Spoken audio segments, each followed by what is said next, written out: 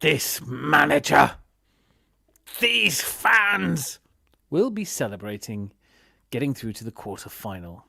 Welcome to Tuesday Club, 10:30 on a Tuesday night here at the Adams Arms. Of course, some of you were here with me through the watch-along. I can only say a hearty thank you. No tricks or gimmicks here for the watch-along, not even a scoreboard or a clock. I don't know. I'm going to have to look into these things. Thinking about doing one for Sunday. But the news, the headline news for this evening is, of course, Arsenal, the first English club through to the quarterfinals. Possibly going to be the only English club through to the quarterfinals. Manchester City beaten 2-1 at home by Real Madrid after Bernardo Silva was sent off for a frankly ridiculous clearance off the line with his arm. I think it's a bit harsh, but you know what you're doing. You can't get away with that. Manchester City weren't the only club to play tonight, desperately trying to overhaul a 3-goal lead. The other one, Chelsea, even more dramatically bad. I'm given to understand that Chelsea fans were leaving, had chosen to leave at about the 63rd minute. So abject was their display. 3-0 at home by PSG without having anyone sent off. I don't know if they respected the ball enough. We'll talk about that. But the key thing that we all want to talk about here tonight, surely, is Arsenal 2, Bayer Leverkusen 0, 3-1 on aggregate, job done. It wasn't always, for me, I think everyone else was a lot more calm than I was. I was on a Cavossier at halftime.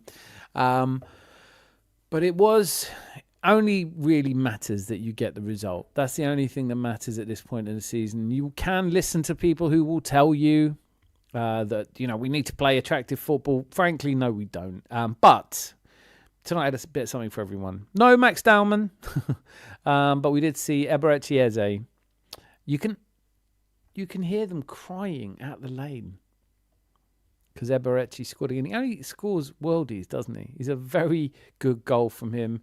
Top left-hand corner. Declan Rice's second on the night. Wrapped it up on the 63rd minute, and from then on it was processional. Good number of corners, I was pleased to see. But thank you for being here with me. Of course, I'm going to go through some of your comments. This is Hawkwind. Geezer, we're cooking on gas mark 10. I've made you sound a bit more sinister than I think you truly deserve to be, but hopefully I can make up for that by playing your signature tune.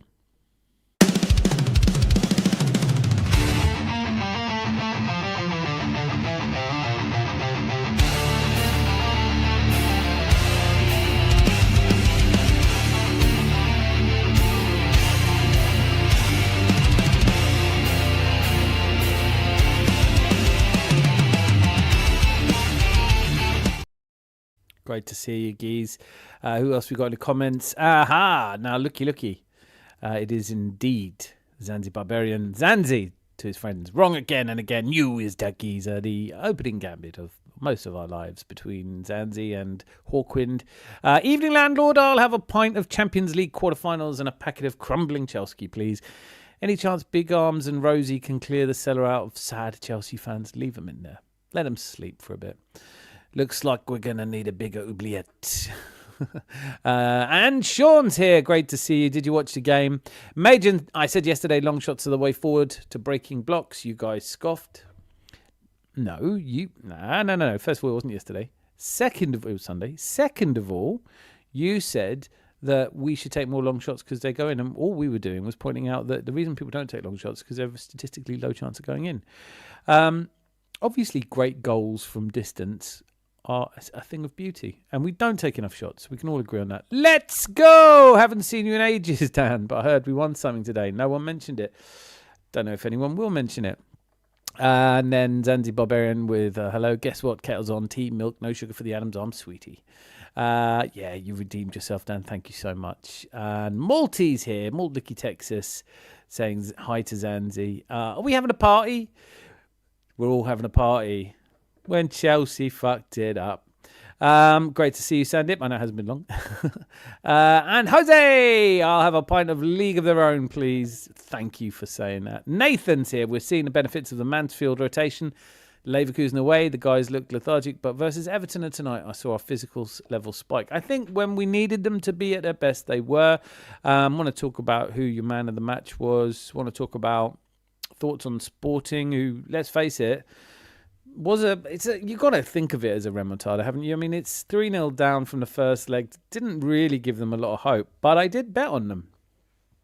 So I did quite well on that. Miss Melina is here. Let me just get the... in case, I really hope one or two of you want to come up here.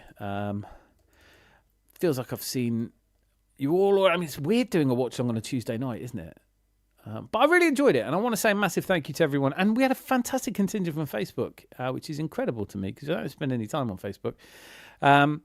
That's what I said. Okay, you know what? Like, everybody loves it when you say "I told you so," but you did, to be fair, you did mention long shots. But if on Sunday night you'd said what we need is more long shots going in, I think everyone agreed with you. Keep watching that Eze goal. It was amazing. It was really good. Re-signed Stefan Schwartz. Sick. Zubi looked like a new player tonight.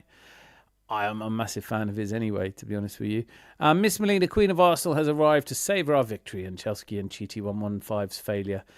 And we looked so good today. Like, every player was about 10 kilograms lighter. I think we got Liverpool's asthma pumped in. The Queen of Arsenal. So, yes, and let me know who your shout for man of the match was. Our fixtures coming up. Are we a bit worried about this? The only thing is the congestion now, right? So we have a bit of a game on Sunday at 4:30. And then, thankfully, the international break gives us a break, but it won't give most of our players a break before we visit Southampton at 8 o'clock. I think that's a Saturday, the 4th of April. 3 days after which we have to head out to Portugal to play Sporting Club Portugal.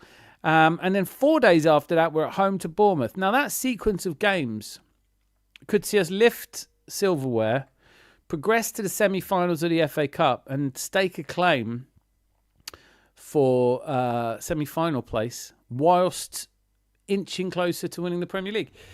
This is an unprecedented level of involvement in competition. I've never seen anything like it. I know you haven't as an Arsenal fan. But here with me to discuss this is the one and only, a man who needs no introduction but deserves one. And will, as a result of having deserved one, receive one. It is Zanzi. I hate it when I get the timing slightly wrong. That. Good eve to you, kind sir. What a miserable performance that was. It was awful, wasn't it? 2-0. When are we going to fucking score 8? When are we going to score a decent goal? I know. Do you know what it's made me think? This manager, this board, this fan base, the Cronkies. I want my dummy. He's everywhere at the moment, given it we're going to win the league, and you just want to go, maybe shut up. Maybe shut up. Apparently, they're still trying to mend the net from Eze's shot. It was a good one, wasn't it? Oh. That was a cracker. Wee cracker. And Rice's as well. In fact, there we go. Man of the match. I'm going to give it to Rice because I thought he was absolutely superb tonight. And he just tipped it off with that goal. Well, yeah. I think I'm inclined to agree with you. Maybe I'll disagree. If he hadn't have scored that, I'd have given it to Eze just for that goal. But yeah, because of Rice's goal. And Trossard started winding me up, but you have to give him credit for an assist. And it's not like a straightforward. Hincapié was great. God, yeah. Every time Saliba gets anywhere near it, calms me right down. I thought Victor Gyökeres his hold-up play was better than I'm used to. Yep. I can't wait. Saka did play well. I think there is just an element of his standards previously have been so high that you kind of notice that he's not what maybe he can be. But still a very good player. Zubi played well. Zubi did play well. Zubi, again, calm on the ball, didn't give it away. I think those two, Rice and Zubi, that's a hell of a midfield to shield the back four, isn't it?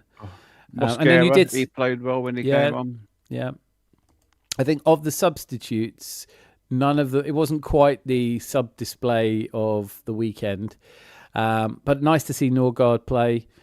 Gabby Martinelli was busy. I mean, you don't want to see him come. Kai Havertz was not quite Miles Lewis-Skelly on the 90th minute. So I'm so worried that he might be off. But I don't think tonight's the night to talk about that. Pep doing 1,000-yard stairs. That club is broken. Nathan, I can't wait to watch it. I haven't seen any of it. Man of match for me is Eze. He came alive second half. Majin. I think it's, for me, I'm going with Zandy and saying Rice, but it's close between the two of them. Russ Morgan. Good evening, everyone. Trossard tweeted to say quarters loading. I had to read it twice because I thought he said quad loading. Oh, I see. Quarters loading. I mean, I think we'll send them quad loading t-shirts. Listen, joking aside, all I can say is it's incomprehensible to me that we're now heading towards the League Cup final and we're still in all four competitions. Imagine if the Arsenal squad came out in the Champions League final after winning the League Cup, the FA Cup, and the Premier League. I'm not going to allow myself that. And hear me out. Gone down. Hear me out. Yeah. And instead of having Emirates on their shirt, have quad loading on their shirt. I'm happy to listen. You know, the merch has been selling well, but I'm happy to make sure that the Arsenal players all have their quad loading shirts, or quad loaded shirts. That will unbelievable. It is an unbelievable time to be an Arsenal fan. I'm so mad Owen Goals didn't score Aina Yandrop. That's already one of my favourite comments. It's going to be hard to beat that. Jose's here. Brilliant. Thanks for joining me in the watch along as well. And Rosie. Hey, Hoobags. Rosie was vitally important because I couldn't watch more than one game at a time and do the stream. So she's keeping me updated. Oh my God, yeah, we missed own goal. Aina Yandrop. That's such a good comment, mate. Is this season the furthest Arsenal have gone? Yeah, it is, yeah. Absolutely. By a distance. Like, we're never in the final of the League Cup, just to be clear. We've been 6 finals and we've only won twice. So, yeah, and the last final we were in, I think, was 2012, wasn't it? Chelsea. No, Man City, wasn't it? No, Man City was 2018. Yeah, you're right. That's the last time we were in it. And the one before that was Chelsea, the Drogba final. Bloody irritating. Walcott scored first, didn't he? Revenge on Sporting for 2022 Europa League loss when Ramsdale got lobbed. Then revenge against Barca for 2006 final loss. Then revenge on Bayern for past 5. What a brilliant comment. We've got some really good comments coming in. Thank you so much. Revenge Rewenge. Thomas W. 1887. I'd be 8 to be a Chelsea. I'd 8 to be a Chelsea. This is excellent. What are you guys on tonight? It's on fire. I like it. I'd 8 to be a Chelsea. Oh, I can't wait to watch the highlights. It's going to be a 2-hour, no more than 2 hours tonight, guys. We'll be back in between. I'm sure we'll be back on later in this week before the Sunday show. It's kicking off in the cellar, mate, with them Spurs and Chelsea fans down there. I was watching. I haven't had a chance to watch any of the highlights. I want to see the City fans tell everyone that Pep's got to go. I can't wait to see a replay of the match. I haven't seen anything. I happened, thanks to Rosie, did send me a copy of Bernardo Silva. I'm the last person to say anything nice about Bernardo Silva or Man City.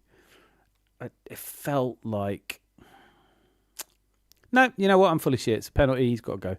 But some things, shouldn't necessarily be red card. I don't know. That was probably his last ever Champions League game for Man City. Who, Pep? No, Silva. No, I know. And Pep. I think they're both off, mate. Mind you, I've been saying, I've been predicting. City lot.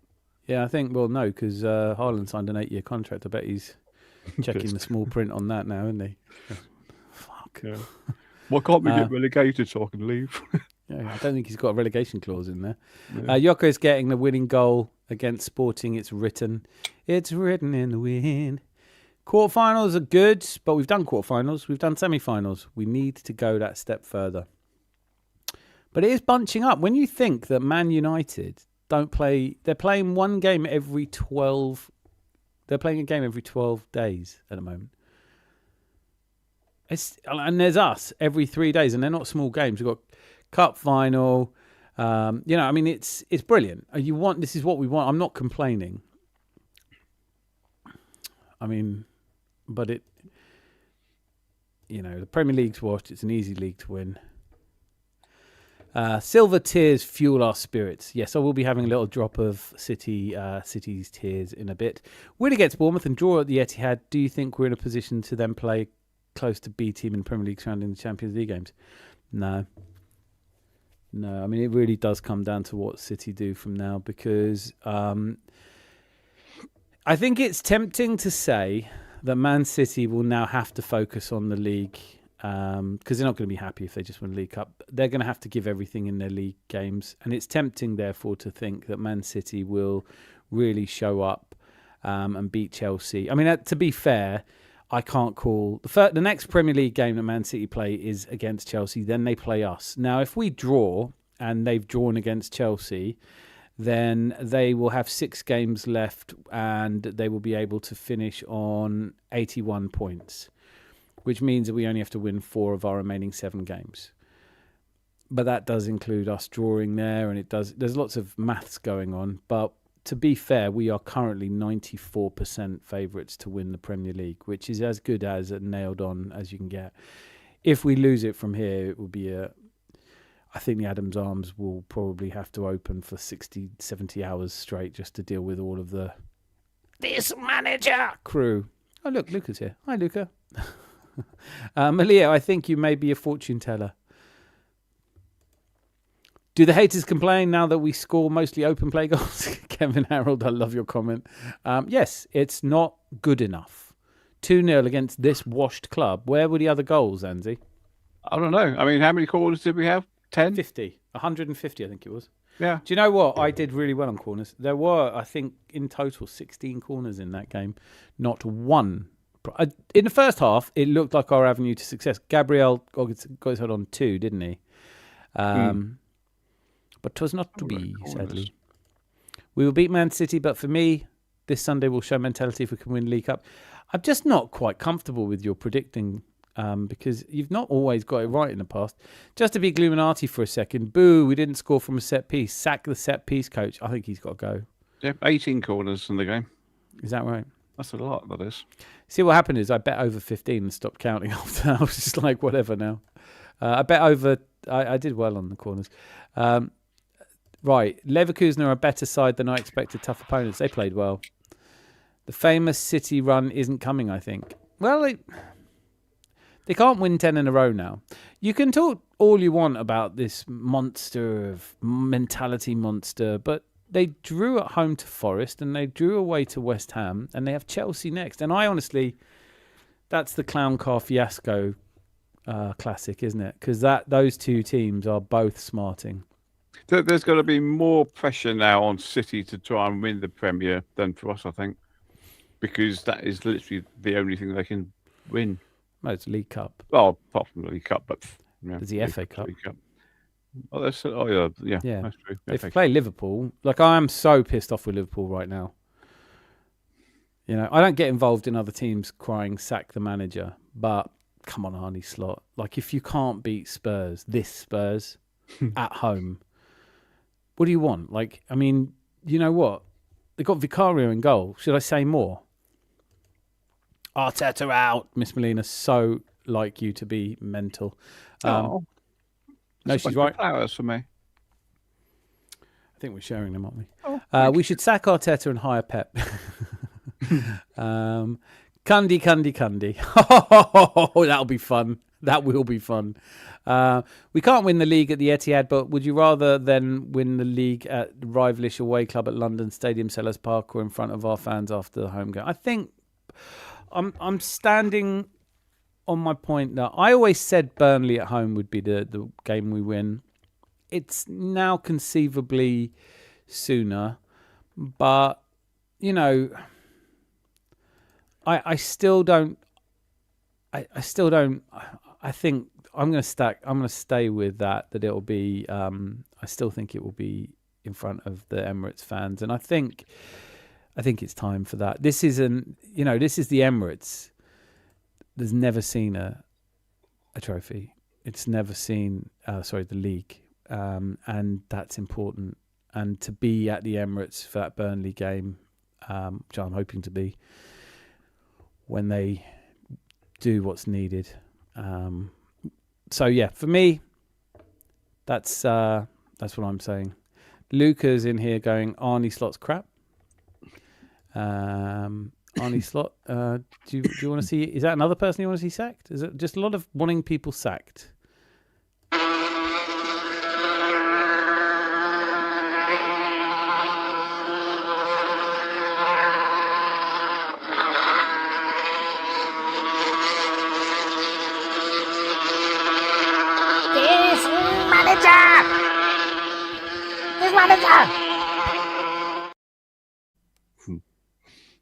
Got receipts. I think we will be presented with the trophy on at the Burnley game. Yeah, I think that could be right. I was looking through the list and I was doing it in my head because the points we've got in front and what they're going to do and what we're going to do, and I think we were going to win it. Not the Burnley game, not the one before, but the one before that. So on the fourth game to go, when there's just 3 to go, I think we'll be still at least 10 points clear. Well, I mean, looking at it this way, I mean, it's conceivable that City go to Stamford Bridge and draw, which obviously puts them on 62 points. Then they draw against us, which puts them on 63 points, and so that they can only finish on 81. If we've beaten Bournemouth and we draw there, then we're on 74. That means we need 7 points after that. But then they play Burnley away and Everton away, and if they draw at Everton away, we only need 5 points, and we've probably done it by the 2nd of May. And if we've done it by the 2nd of May, then we've done it at home to Fulham by beating Fulham at home. But that's a lot of ifs, buts, and maybes. Ultimately, I don't care. All right, so yeah, of course, yeah. If we win at home to Fulham and win the league, then we'll be presented it then, won't we? Yeah. Ooh. If it's possible, they'll have the trophy there and they'll be carving our name in it. But not to piss on the parade, because I am so looking forward to this parade, and I have been convinced for a while there's going to be one, and I'm going to be there, and it's going to be brilliant. But you look at all these games upcoming, right? You look at it and you say, yeah, we'll beat Bournemouth. But you can see it being an edgy, nervy game. Penalty not given in the first half. We can have another Bournemouth celebration like a Reece Nelson goal. Then we go to City, we could lose that. So if we draw at Bournemouth and lose to City, it is starting to get a little bit squeaky bum time. So everything's possible. I'm not taking anything for granted, but I am confident. And one of the reasons I'm confident is because it's all very well saying City could beat us, but they didn't beat Forest. They certainly didn't beat Real. They didn't beat West Ham. They're not beating teams at the moment, and their fans are not helping them. There's 3 times on the trot they've gone out to Real now in the Champions League. We've never been knocked out by them. No, we haven't won it either, though. All right, let's not do that. I could have Yeah, ruined. but then we didn't cheat, did we? This is a great comment from Sean. I could have ruined Liverpool for much less money than Slot spent. It's a fucking great comment. So Raya made another crucial save. What a save that was. It's easy to forget how fucking amazing he is. What was Ali McCoy doing the commentary with you? I wasn't listening. I was doing watch along. Oh, I know, but I thought you might have had the sound on. No, I'm committed to my craft. Yeah. I know fancy tricks or gimmicks, no little things like having a scoreboard or a countdown clock or any of that shit. I was very much winging it. You could have had one of the Sabutio scoreboards if you ever played Sabutio, where you have to sort of toggle the scores round, and you got a little thing and you put the names in. That's such a good idea. That's got to happen. That's happening. You're a genius. I've got to Google this now. So much they are. No, it doesn't matter. Well, it actually does matter a little bit, but no, that's a genius move. Amazon Prime, ready your supplies. I am coming for you. Are you coming to the parade? I'll be there, Dan. Also, we have win all 7 games if Man City draw or lose, and if we draw City, we only need 5 games. Well, I think we need to win 4 games, draw 1. That's the reality. I honestly don't think that Manchester City will get full points, but I think they will finish on 82, 83 at a push. So we need 14 points. So obviously 5 wins will do it, but I think 13 could do it. So 4 wins and a draw, I'd say. Benny from Berlin. Are you coming up, Benny? Beating Fulham at home and winning it means it's all possible to donate West Ham 3 points to send Spurs down. Oh, yeah. Oh, Sandy, what a bloody good comment. Can you imagine? Can you imagine? Like, if we can get the job done at Fulham, we can just not turn up against West Ham at the London Stadium. And Tottenham would be like, and we can... Actually, do you know what? I need a moment. Just to let that settle in. Sandeep, you absolute... I had never occurred to me. Please. Yes. Please. I'll wear a West Ham shirt. And go, yeah, no, it's fine now. Like, just... I'll cheer every goal they score. Mavropanos with a corner. I'll cheer it all. Oh, Dan, everyone's been doing this. On our kids against them. Not even. Don't even put the kids on. Me and you are playing. Can't I go in goal? No, I don't think so. Why? You want to go in We're goal? not that shit. We want to win this. I'm a winner, are you? Yeah. To a point. I've got a deck chair for the goal already. Also, no, the reason we can't have you in goal is you'll save one. I know what you're like. You'll fucking forget the job and you'll reach out. And I'll be like, what are you doing? We're supposed to lose 6-0. No, I was going to be doing the Bosman in goal, staring at the crowd, thinking, "Oh, is that a They'll goal?" be doing it back as well. You'll all be facing the wrong way. Dan, we're winning. What is this? Everyone doing this? I told you, man. I told you, man. What did you tell me? Dan, we're winning. What are we winning? Yes, we have Arteta's vision and ruthlessness to thank for him. What was that? What did Thomas say? Raya made another... Yes, actually, another fucking great point. Do you remember when everyone wanted Ramsdale and couldn't understand? All these people said it's madness to bring in 2 keepers. You can't have 2 good keepers at a club. I have to admit, I was probably one of those because I like Ramsdale. We all liked him, but I like Raya better. Oh, God, yeah. Vamos on 3, 1, 2. Vamos. So there's a long message here. Arsenal 70 points, Man City. If we win... No, don't do that. That's the first time you've ever done that. Do you think we'll see Arteta a bit more bullish with the media after he's won the league? I think he's calming down. a little bit. I can understand it as well. Leinstärken. Great result. 2 glorious open play set pieces tonight. Can't wait to see who this pisses off. There's a lot of that, isn't there? Gabby Jesus starts versus West Ham in goal. All eyes on Sunday now. Come on, you Gunners. I'm just going to drink this in. Melina, I completely agree with you. For the days to come, we will be talking nothing else. But I'm sure tonight we can just celebrate sporting the Wenger. Sup, Rosie? I missed a couple of major back injury. Been on really good drugs and sleep most nights. Lunchtech, and I'm really sorry to hear about your back injury, mate. Guy at work found out he slipped and he's broken a vertebrae. He might be out for months. Chris Hall, if you're watching, lots of love. Yes, Arteta's made some big calls. Yeah, he's rubbish though, isn't he? Rubbish. Absolutely pony. When are we going to get good? I think LinkedIn Liam might be available soon, you know. Ooh. I'm going to share my screen now. I did a little skit. I thought I'd share with you all. If you haven't seen it already. My players made a decision that they wanted to be around the ball, to respect the ball, and show unity and leadership. That is not my decision. That was a decision between the leadership group and the team. There is nothing that they're doing with that huddle that is disrespectful to the opposition.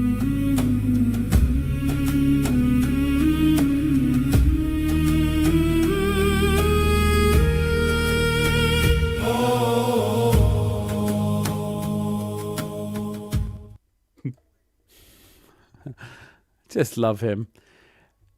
It's He does talk some shit, doesn't Respect he? the ball. You ain't never gonna be respectable. Wishing you well also. Yeah, I think we all wish you well, Line-Stacken. Shout out to Gyökeres. He had a decent game. Yes, 100%. Crazy that very same injury broken L1. Liam gives slimy salesman vibes. He does give in-betweeners vibes, and he definitely gives Ricky Gervais vibes, and he gives sacked in the morning vibes. I don't know. I wish Chelsea nothing but harm. I have no love for them of any kind. But there's a point where, stop being so easy to take the piss off. We want it to be a little bit harder than this, don't we? Well, yeah, I mean, we've got Tottenham. We don't need Chelsea as well, don't we? Well, have we got Tottenham? I think you have to do without Tottenham. Yeah. Tottenham going down. It's funny when you look at other videos and you look at the comments and someone said, "Oh, yeah, if Tottenham go down, it's going to be the first time that the St. Totteringham's Day is going to be so early." Yeah. I said, "No." I said, "Go back to 1977 if you're old enough." Interestingly enough, though, the origin of St. Totteringham's Day is supposed to be around 2002. I know, but I know. don't know You're that. right. Of course, you're right. But at the same time, you're horribly wrong. Liam blasts Tina Turner simply the best to get fired up in the morning. Liam, you're a tiger. It's just the slightly patronising way he says things that, like, as if he's come up with them. And, all this, we wanted to my players. And I tell you what really pisses me off about him. What really grinds my gears is when he says things like, my players. They wanted to respectable my players. They're not your fucking players. They're just players. Just stop calling them my players. They're not. It's not. You're not playing Sabutio. Do you know what though? That is such a good idea. I am creating these. These will be going out to select people. I'm doing Gooner channel care packs. And they will come with a little celebration card. That means you're allowed to over-celebrate if you want. And various other little goodies and trinkets I can put in there to some of you. If you want one, sending out a few. But if you want one, please do send an email to the Gooner channel at the Dan Gooner channel at gmail.com. That's scrolling past below. One or two of you are getting them without asking. I will find a way to get them to you. Mel, are you definitely going to be at the parade? I really hope so. Wonder which day in May they'll sort selling next season's home kit with the gold. Well, that's a really Jose. Another great point. Like, what do you think? How do you? You got to do something. If we win, I can't believe I'm saying this. Boy Tendio would be proud of me. If we do go on to win the quad, when. There must be some. What do we do with the kit then? Oh, have a little star on it, won't we? Well, that for sure. But it's never been done before. We should just have a see-through kit. Yeah. Or just have a huge, great big star on the Or front. just one of them. Just on the front. Like, just that. Yeah. Maybe that. I don't know. Guy on the right looks like Bill Bailey. If you know, you know. And I say that as a compliment, by the way. I like Bill Got a beard. Bailey. Yeah, He's Bill really Bailey. funny. Bill Bailey, I saw him live a couple of times when he was starting out. And he did a great... Because obviously, what's his name? Proud, the Green Cross Code man who played Darth Vader. And he did a whole bit about how he didn't know his voice had been taken off. And he'd be like, "Oh, Force is strong in this one." It's just loads of really... He does the fantastic Cockney, making every song Cockney. Da-na-na-na-na. Bella Lugosi's dead. I'll have his chips then. Oh, he's very good. Bill Bailey. Yeah, If you know he him. actually sounds like big arms, doesn't he? Which is a Does, compliment. yeah. We're from Yeah. sunny He country, is big aren't we? arms. From the southwest. Oh, he loves it. We do. Scrumpy Jack. Oh, do you know what? I know he likes it when I play this. I didn't really watch BBC. I'll be honest with you. I didn't really watch a lot of ITV, BBC and that. I just want to sit down, either watch a decent game of football, rugby. Like tonight? Decent game of football? It was a good game, actually, I thought. To be honest with you, I can't enjoy him. No, I mean, it was good in the fact that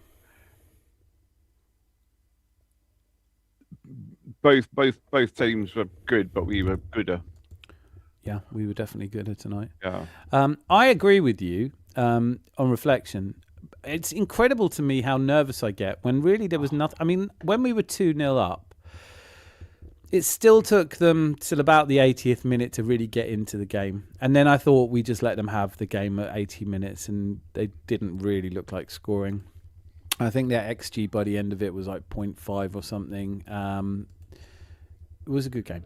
It was funny actually because after Rice had scored, I sat there thinking, "Oh God, they're bound to score. It's going to be 2-1. Then it's going to be absolute bloody nightmare for the last 10 minutes or so." Yeah, same. But there was a point where it was close. I mean, Reyes saved, right? So, I mean, what can you say? Galvo! Hi, lads. Hope you're well. Talk of parade scare me. I can't lie. City out of Europe, 1 game a week will be a big factor. It's not really 1 game a week for them, actually, because they still have to play the FA Cup. He's right. You're right. Listen, if you want to be... Listen, I'm saying nothing. I just did a watch-along where I was crapping myself the whole way through for no reason. So if you want to be frightened, I'll be here with you. We'll be doing Tuesday, Sundays, and watch-alongs, I think. I think we do a watch-along. I think I'm doing a Sunday game watch-along because I really enjoyed it. So great evening, guys, and results. Bring on Sunday. Sam Thorne. Bring on Sunday. I'm so much less stressed about Sunday now that we're still in Europe. I think the players are too, no? I think if I had tried to do that rare save, I'd probably dislocated my right shoulder and probably cracked 3 or 4 ribs at the same time. Yeah, we wouldn't expect that from you, Andy. No. And the ball would have been in the net as well. Then the ball would have been in the net, yeah. I'd have been lying there like that. Oh. I mean, I wouldn't. I wouldn't even jump for that. I'd have been like, I'd just been clapping and going, right, who else wants to go in? We'd have to get Adidas to change from 3 stripes to 4 for us if we win the quad. Oh my God, what a great suggestion. We are. You know what? The chat is absolutely smoking. Yep. Like, what a chat we have. I'm going to put it on the screen. These are brilliant comments, by the way. Do you think Man City are in transition? Yeah, I don't think they've spent enough money. Arsenal registered 12 shots on target against Leverkusen, their highest tally in a single match across all competitions this season. Is that right? Well, that's good. I mean, there's shots on target and there's shots on target.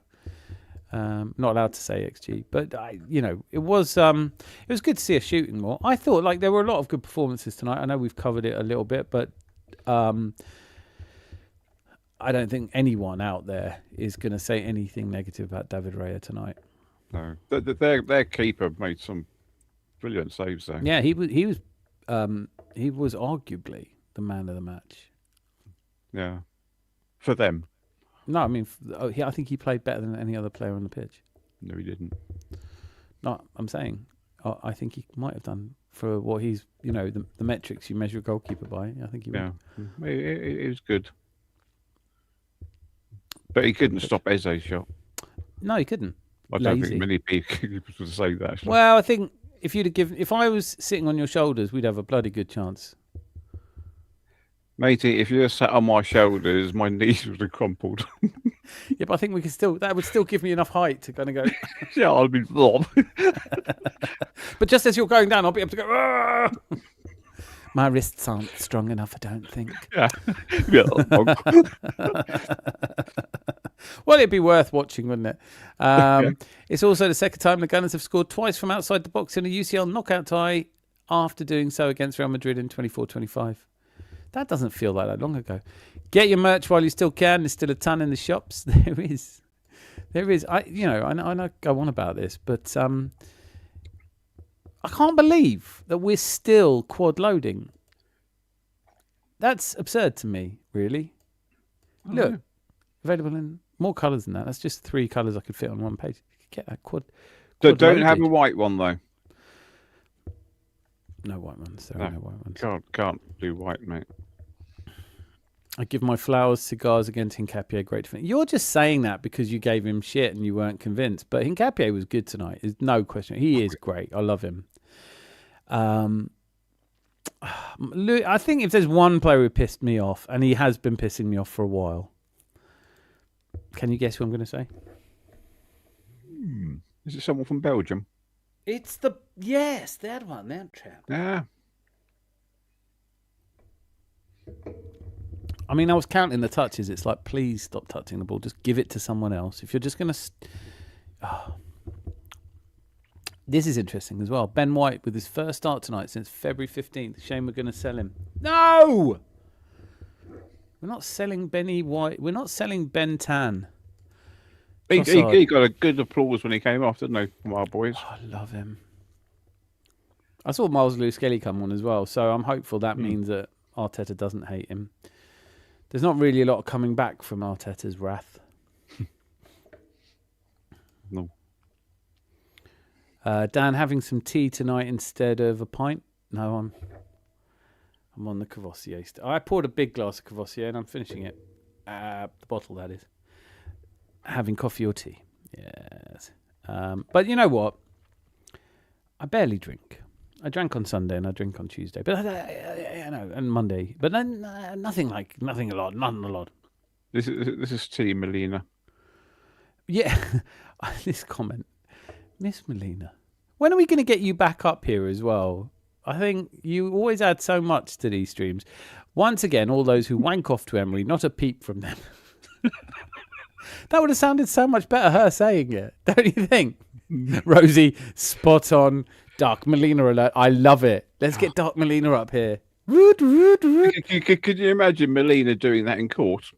Yes, I can. My lad. Yeah. I put it to you. Yeah. I put it to you. The Emery inners, not a peep from the wankers. I hope to be at the parade. You have to be at that parade. Sam Greenwood not here for the emoji. 20. The parade will be Sunday following the 24th of May. Whatever happens, won't it? They won't have it before then. We're gonna need a bigger bus as well, because we'll have the FA Cup, we'll have the League Cup, the Football League, and the Champions League as well. I don't give a shit if we've only got the league. I've said it so many times. I just don't care. That on its own is worth an epic. I mean, like, when I think about 89, what was so seismic about it was that there were so many people my age and younger who'd never seen us lift the big one. And nobody really thought we would. And then we did. And the outpouring of relief and joy and gratitude at that parade just absolutely blew me away. 98 was better because it was a double. And all of them after that were amazing. The Invincibles was great fun. Lots of.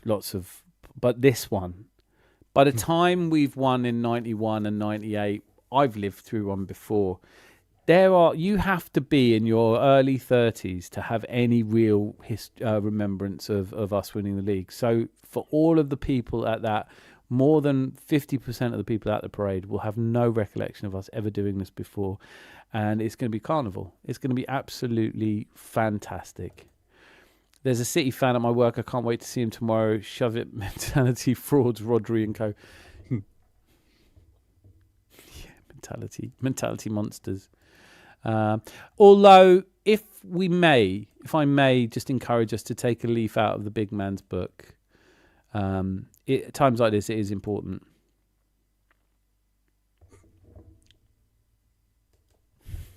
Dickhead. Scored tonight, though. Are you worried? What about Man City? Erling Haaland scoring again. No. Your boys took a hell of a beating. They lost home and away to Real Madrid. Did you know that? It's funny, actually, because their defeat was the same as our win against Real Madrid. What's really interesting is that when we beat Real Madrid home and away, everyone said, yeah, but this Real Madrid's washed. Yeah.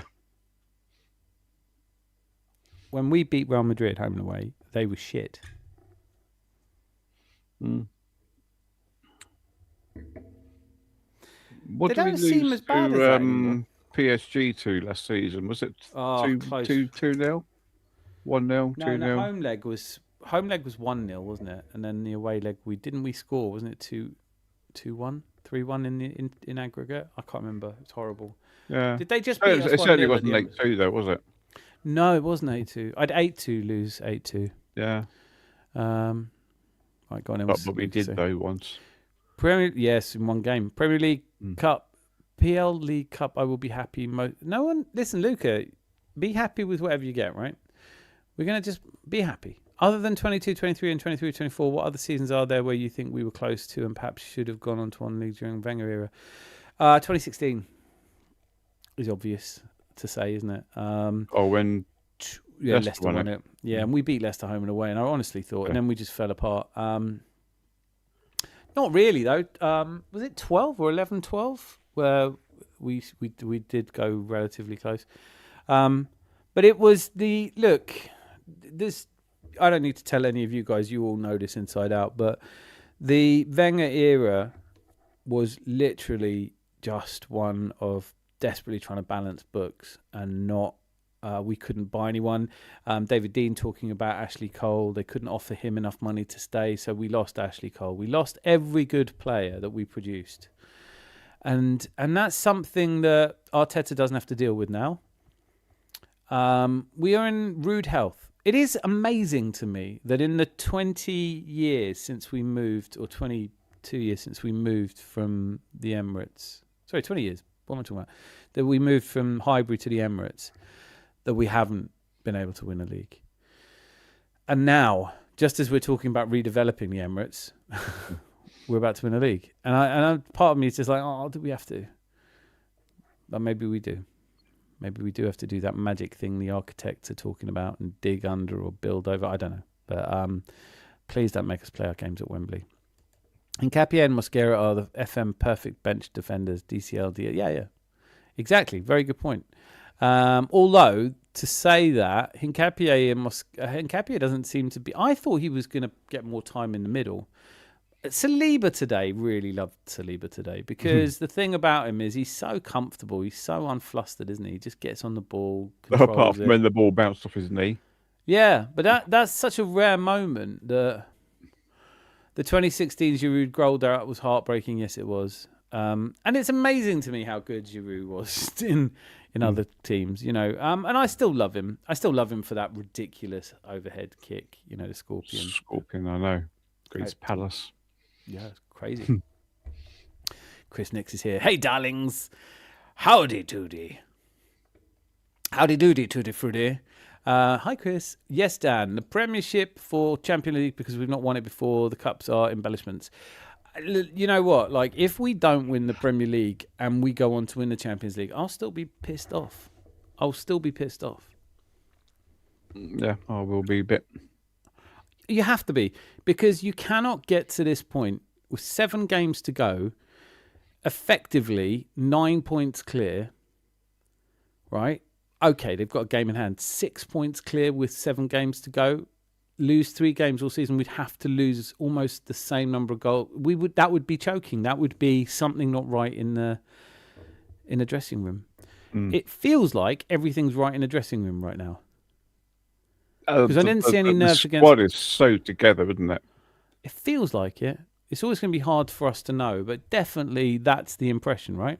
Well, you saw everyone's reaction when Dalman scored. Yeah. I mean, even Bert is on the touchline doing it as well.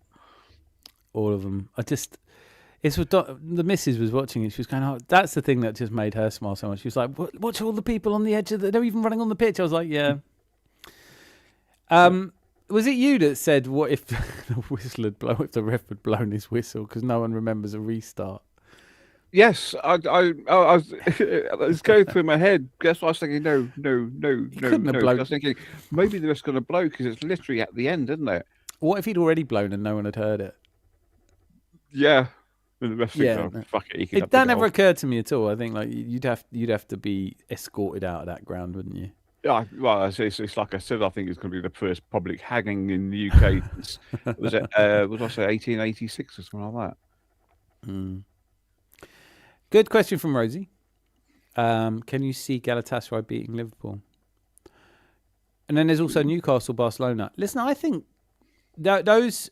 So that I could see 3 teams going through but it's a long shot for I think up until that farrago of a game between Liverpool and Tottenham, which is just not acceptable to me. It's absolutely not acceptable. Arne Slot should be flogged.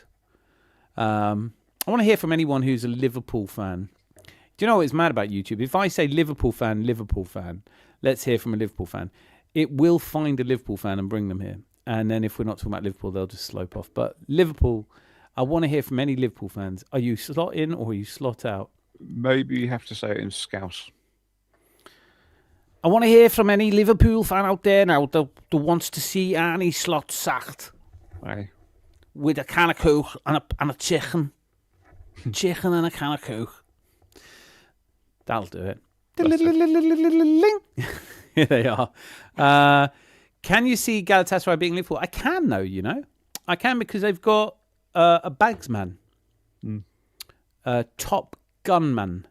Like a shoot on sight. Victor if Liverpool play like they did against Tottenham, Galatasaray, right, then fucking, yeah, and, you know, yeah.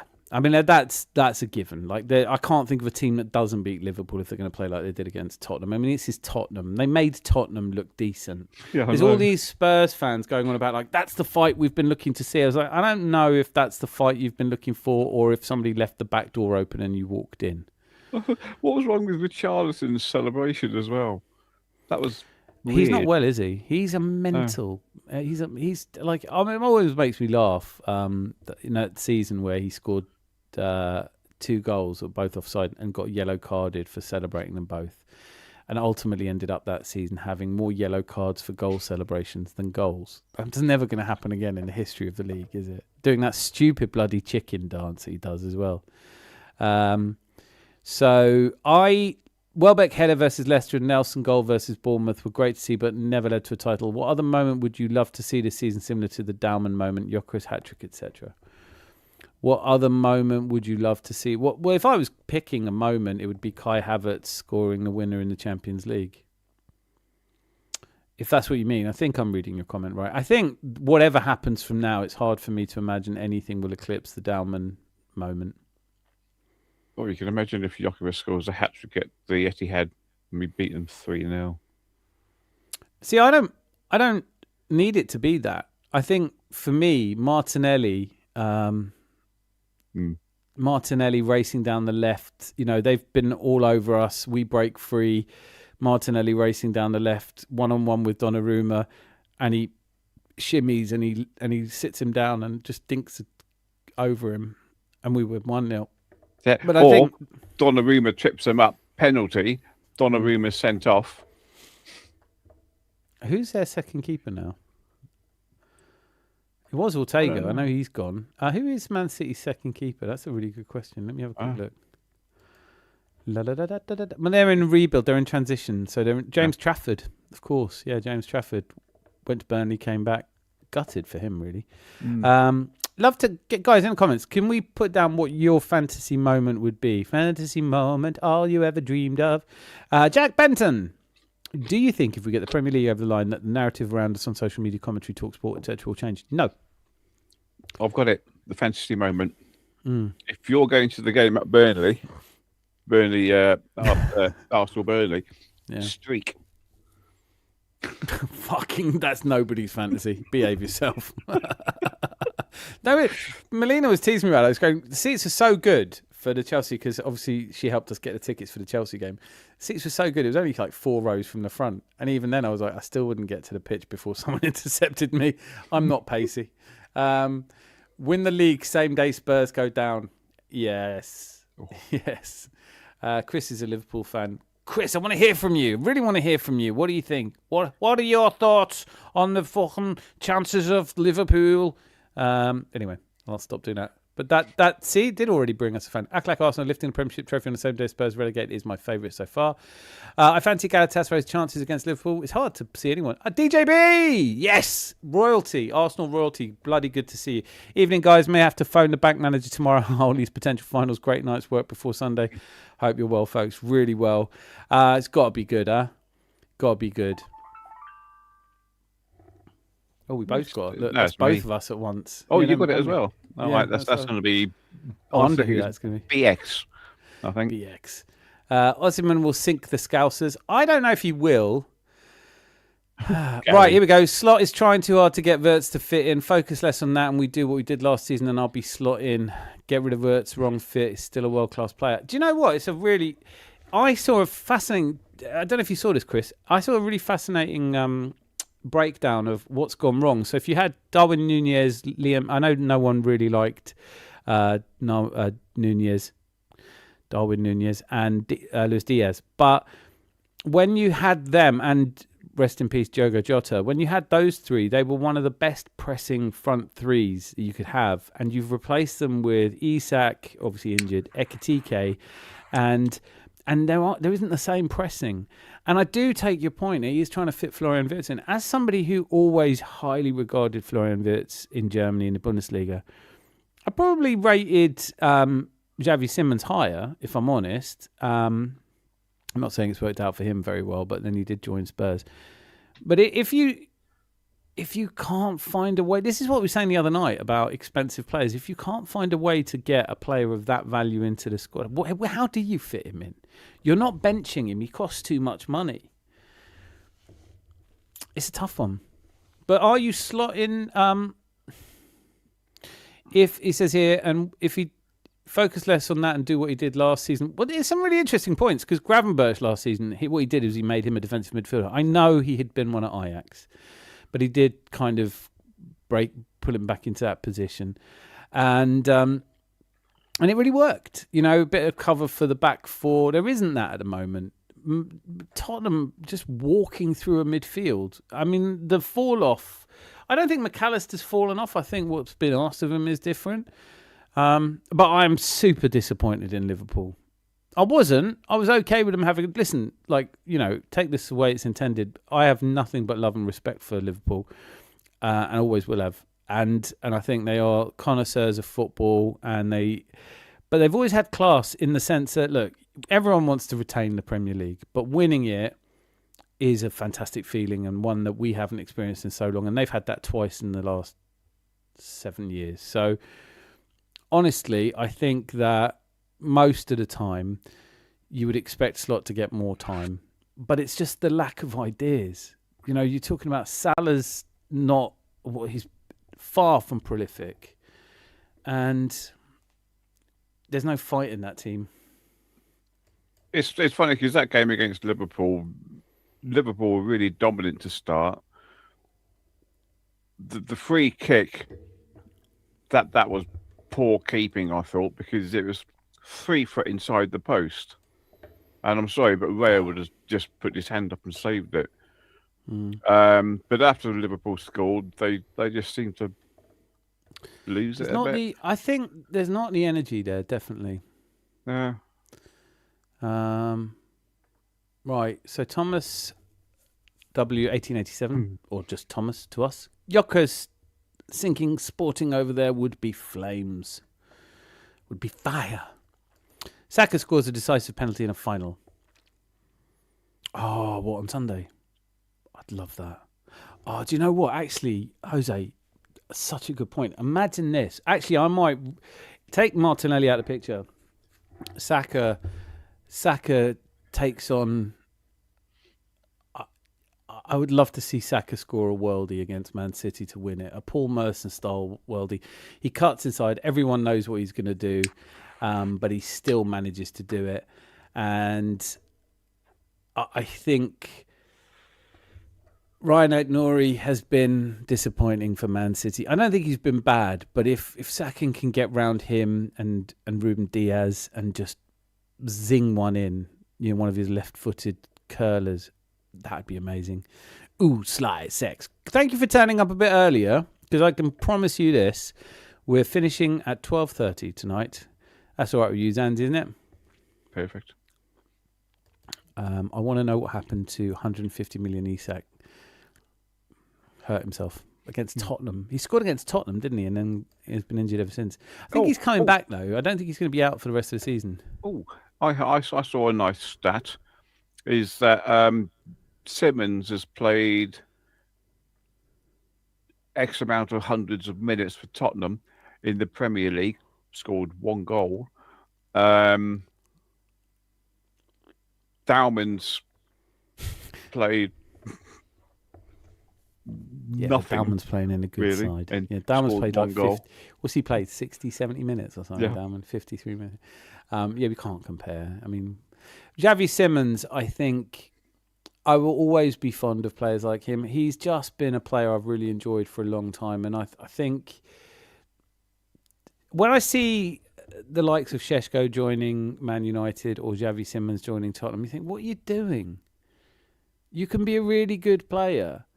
Xerxes, I thought was a great player at Bologna. I liked him. I was almost tempted that we should get him, but then they go to these clubs where it's all falling apart around them. It's like they don't even notice. Do you know what I mean? I saw who Tottenham were buying in the summer because they bought in Solanke, they bought in Simmons, and who their manager was then. And I'm thinking, Kudus. yeah, They brought in Palinha. Yeah, They had a great transfer window. No, I was looking at it thinking Tottenham are going to be a serious threat, I think. I said they'd get relegated, but I'm Mystic Dan. Majin says Wirtz was exceptional in Germany, way better than Simmons. Lol. No, I don't think he was way better. In terms of 2 years ago when Leipzig were good, before Simmons' injury, it was really interesting. If you look at the stats in terms of contributions, key passes into the area, because it's Musiala, Florian Wirtz, and Xavi Simons were the 3 standout 10s in German football. And Simmons actually had the better stats, but he isn't as easy on the eye. But he's trained at in the Barcelona academy. He's played for PSG, set Holland on fire, played really well in Germany. It's just when he came to Tottenham.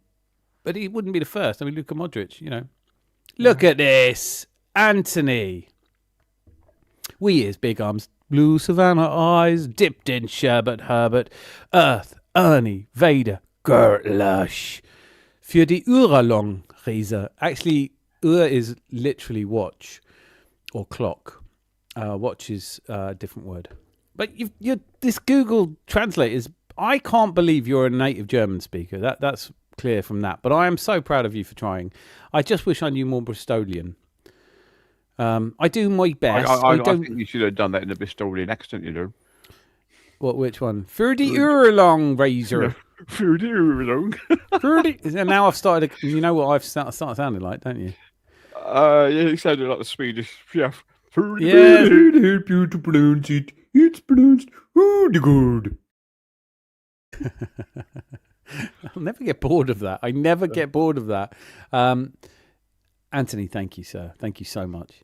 I think they're mentally chucked out. They won the league last year. Jota sadly passing the way off the boil. Anyways, I think they're just happy as a unit just to cruise the season away. I think that happens, doesn't it? I think there was something really revealing when Mo Salah came out and asked for some respect for the players that are departing, because everyone was like, look what an upgrade it is. We got rid of Nunez and Diaz, and we brought in Ekatike and Wirtz and Isak. And he's like, hang on a minute, bit of respect for the Premier League winners. The reality, though, is that Mo Salah's form has been dipping since January. So it's been a full calendar year and now 15 months of form dipping. But when you have that many players leaving, you have a tragedy like Diogo Jota passing, and this will all affect you. Like, they have had it tough. No sympathy, because I like Sean's comment so much where he said, like, I could have ruined Liverpool for a lot less money than Arne Slot did. That's still my favourite comment of the night. Rosie's keeping score. Liverpool having transition season, and plus players like Salah are old. Liv need 5 or 6 signings. 5 or 6 signings? What? Yeah, that's the point, though, isn't it? So what you're saying is they signed 6 players, they spent 600 million, but they needed to spend 1.1 billion in one season. Any post-match update regarding if Eze sustained an injury? No, he's not injured. He had a post-match interview and he said he's fine. He'll be fine for Sunday. He's absolutely not injured. I'd take Sarr from Tottenham. That's a good one. That's a good suggestion. But I don't think we're in the rescue business. So I think you've chosen Tottenham. Stay there. If I absolutely had to take someone from Tottenham, I think it'd be Palinha. I'll probably Or take Xavi. Huh? Van No, der I wouldn't Ven. take him. Nah. One good season he's had. Gents, I've had a really long day. I'm heading to bed. Take care.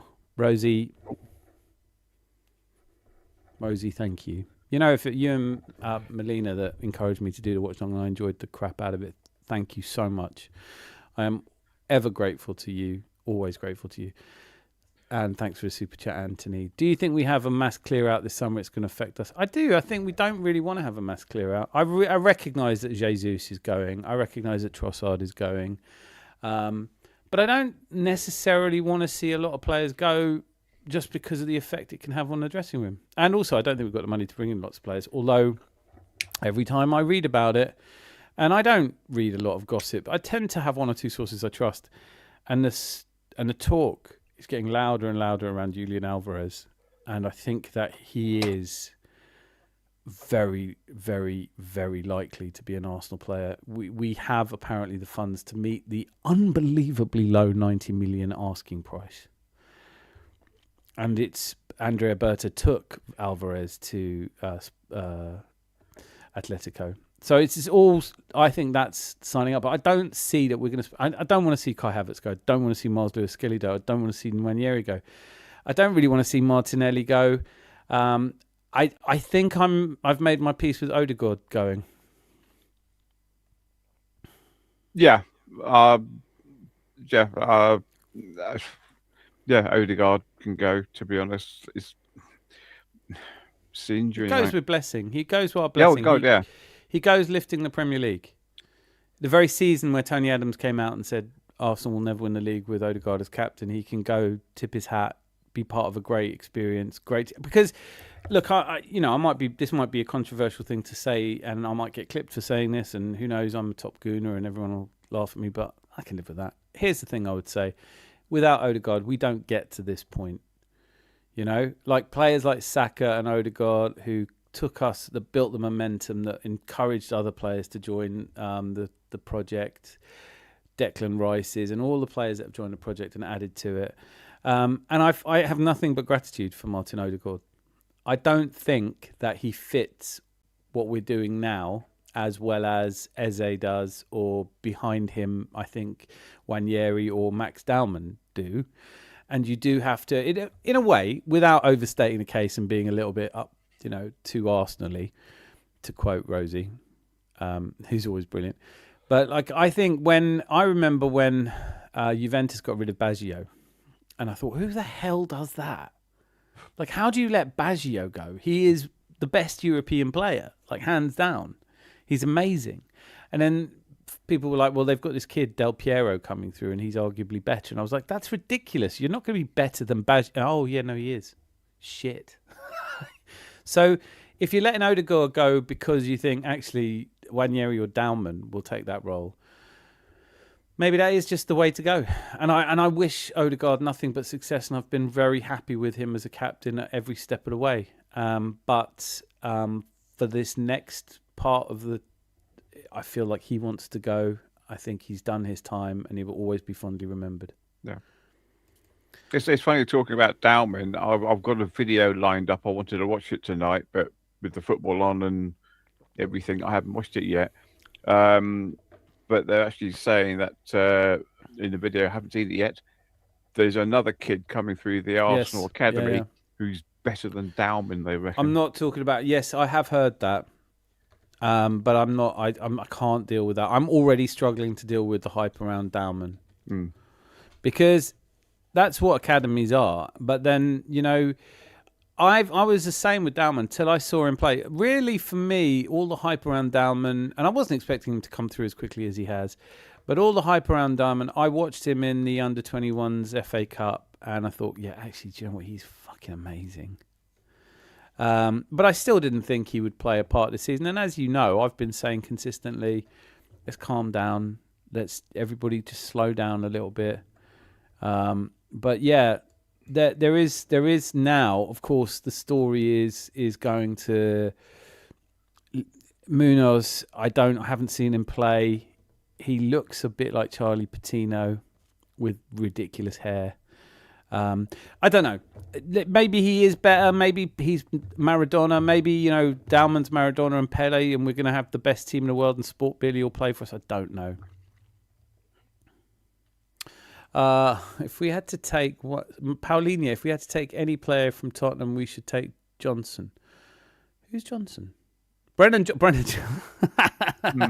Yeah, no, that is bizarre. How no sense at all that Tottenham for 3 seasons in a row have sold their top scorer from the season before. Harry Kane 3 years ago, Son 2 seasons ago, and now Brennan Johnson. Oh, he's not good enough for us. Why? Because he scores more goals than anyone else. Okay, good. 90 million asking for Alvarez. That could be better still than Rice. It is. That is the accepted asking price if he wants to go. I don't know why. It doesn't make any sense to me either, Majin, honestly, but that is the talk. And I don't, you know me, I don't do gossip, transfer gossip, but that one is strong. Yeah, I agree. Odegaard can go with our blessing. Look after yourself, Martin. Don't be a stranger. I think Odegaard is too important to let go. Very underrated player. We need to remember that our whole attack is lacking across the board and our press is very lackluster without him. Listen, that's a really strong point. I really agree with you. I thought watching it tonight, I thought you do miss him in the press.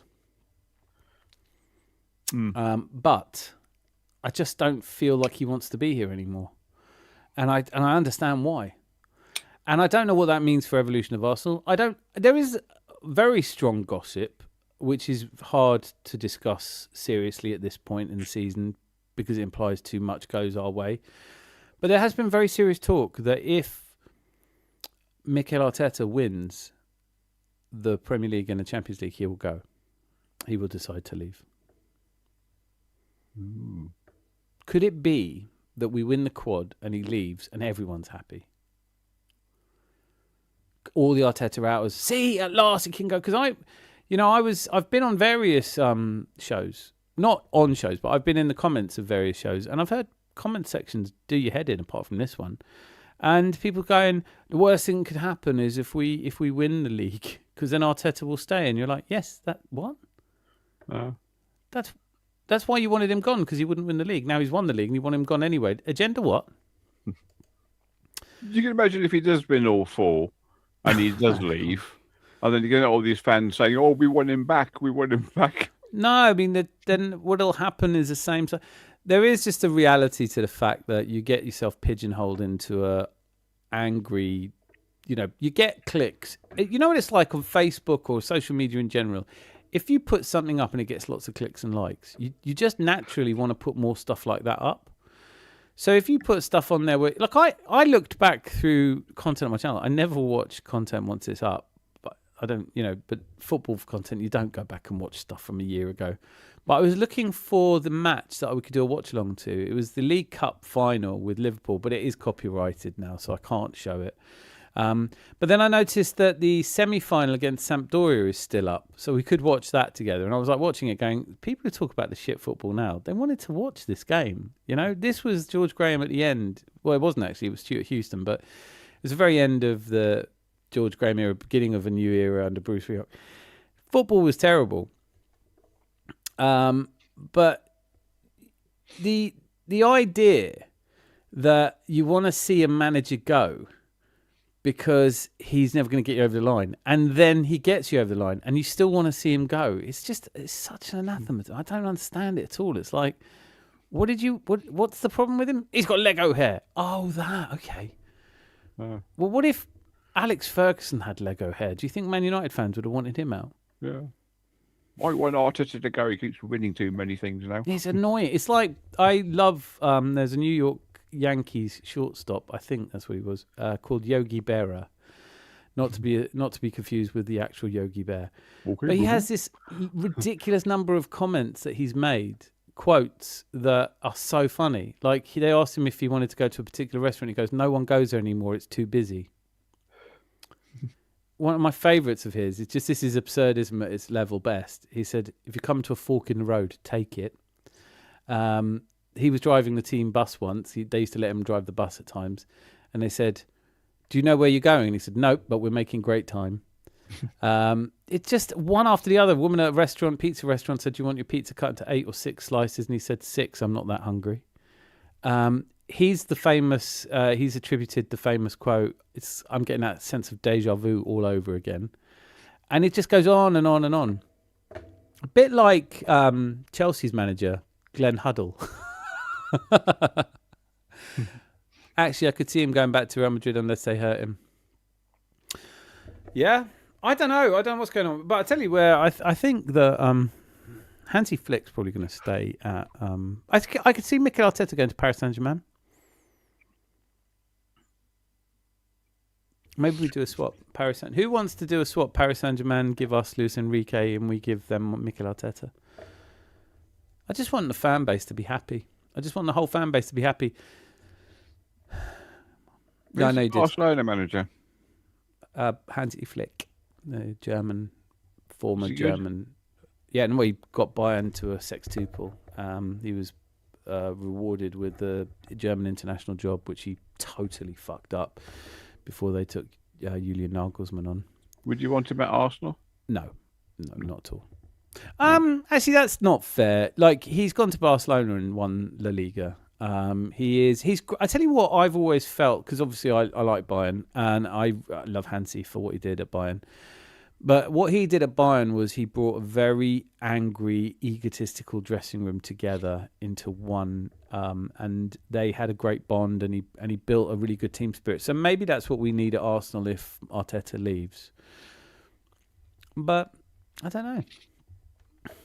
I think everything goes in cycles. I think, like, look at Liverpool at the start of this season predicting they were going to win. You just can't look that far ahead. I think where we are now, it's okay to be talking about winning the League Cup.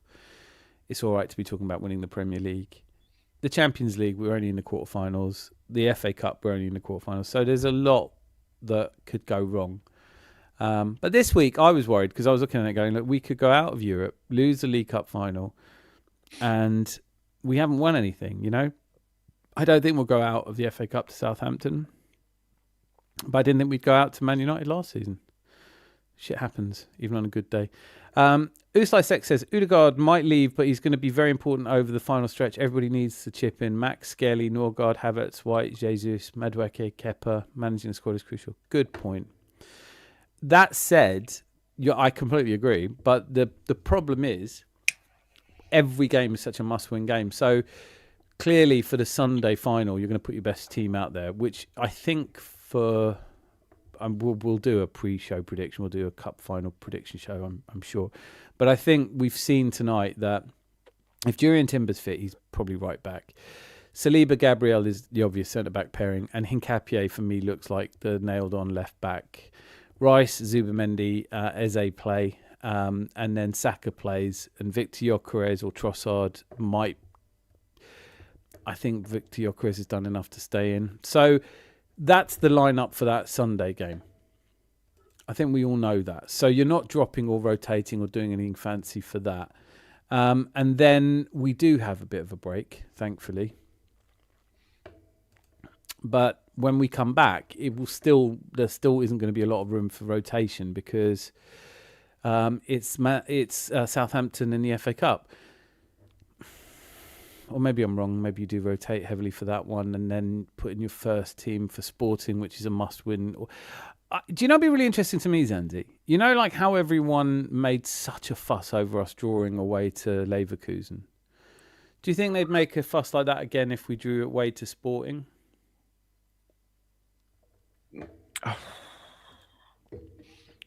Probably not after they stuck 5 past Bodo. Oh, don't. Oh, shit, don't say that. But that being said, Why'd you have to say that? Oh, I should have muted you. If I'd known you were going to say that, I would have been, you've given me the fear. What are you doing? Well, no. No, but don't do that. But I was going to say, also, that last season, what do we do with Sporting beating 5-1? Yeah, I know, but last season's, stop it. You've given me the fear now. You don't have to be fearful about anything, mate. Apart from the missus. I don't have to be, but I've obviously chosen to be on some unconscious level. Raya Saliba, Gabriel Hincapié, White if Timber is out, Rice, Zubamendi, Eze, Saka, Gyökeres and Trossard. Yes, so the lineup from today, basically. That was the lineup from today. I agree with you, but I was surprised he put Trossard in today. Not disappointed, really. I mean, I know I give Trossard a lot of shit, but just need to hear that Eze's fit for Sunday, and I'll be confident he is. He said he is. He is fit. He's definitely fit.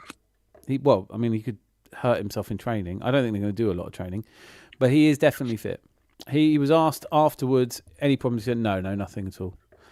So he's just coming off. I think he was going to come off anyway. He's fit.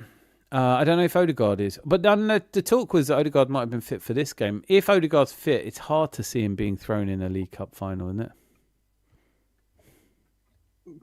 As a starter, yeah. Yeah, I'm just going to check on Arsenal injuries.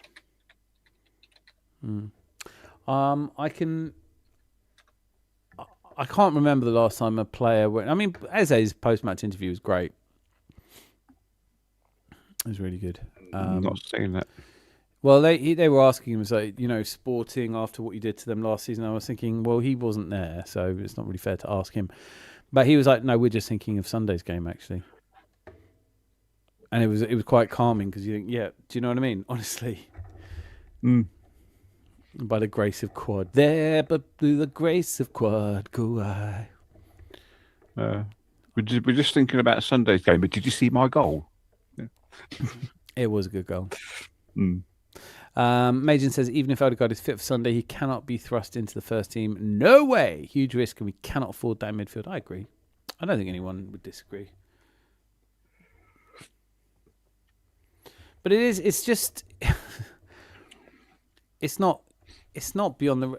okay, so I tell you what, I agree with you. I'll get this out of the way. I agree with you, but it doesn't mean I don't think it could happen. I think Eze has never lost at Wembley in the final. In the 2 times he's been in the Community Shield and in the FA Cup, right? You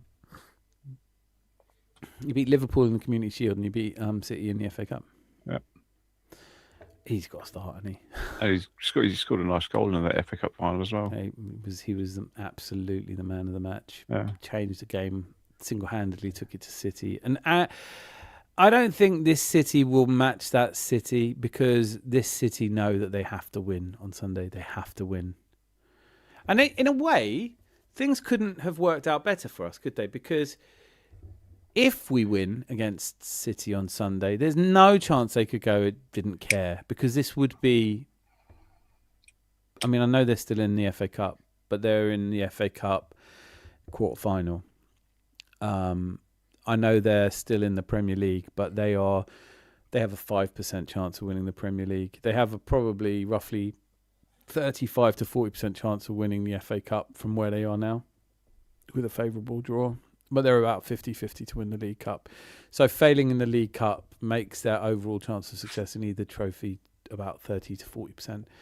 And 2 seasons without silverware for a City team that have spent as much as they have and have the world's best manager, and they wanted Gahey, they got Gahey. They wanted Semenyo, they got Semenyo to go with Doku and Savinho and Mamouche, and every time they want to play Ryan Cherky, Tijani Reinders, every time they want a player, they go and get a player, and it's just not worked. And Rodri's back, the Ballon d'Or winning Rodri, with just Bernardo Silva alongside him. Terrible. Is Arteta grooming Saka for the 10 role to give more opportunities to Dalman on the right? I don't think so. Well, I think the natural evolution of Saka inward is probably not contingent on Dalman on the right. But there is obviously a sense that the more straightforward position to bring Dalman into is that right side. But because you don't really earn the 10 spot. But Eze, I think what is the plan? What we're seeing now is Eze in the 10. If Saka moves into that, what are we? We're not seeing Eze on the right. I don't know. I think hear me out. I don't think this is a hear me out, actually, in the truest sense of the word. But let me put it to you this way. Maybe the idea is to have a fluid lineup where you might have Eze, Saka, and Dalman in the same team, and one time one's on the right and one time, that's the whole point of someone like Kai Havertz, that he can find space where it's needed. I don't know. Firing in worldies like a quad-off shotgun. Shotgun. Loving these, by the way. Tired of rivals quaddy shaming us. Okay, I'll stop. That was a bad one. I said it earlier. Saka is not the same since hamstring injury. I do want to talk about this because it's so often talked about on channels that, on people who tend towards more negative outlooks, who are gloomy, the Gloominati.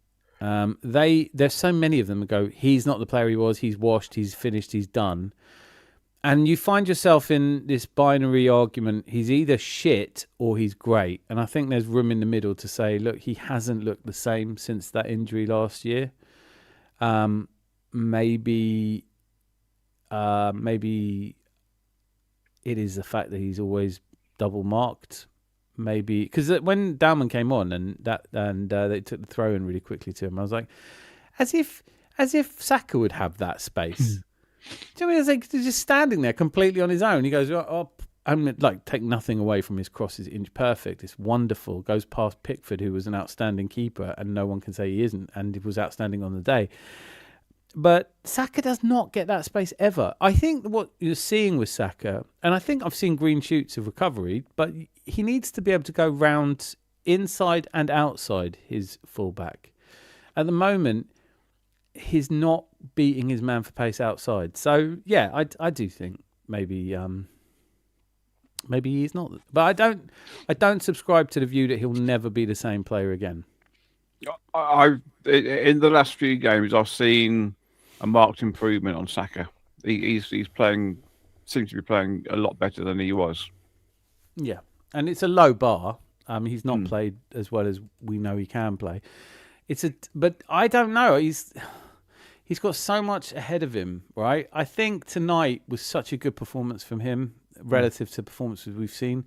I think the last time he played that well, ironically, was when he played inside as 10 against Wolves. And I know it was a shit game in terms of the result, but he was a total standout in that. And then when he didn't play as well against Tottenham, although we smashed them. I don't know. I'd love to hear actually comments. Get alive here. What do you think? Do you, Zanzi, would you say that you think he's that because Senlak86 says, I think Saka's hamstring was grade 5, which is the worst one.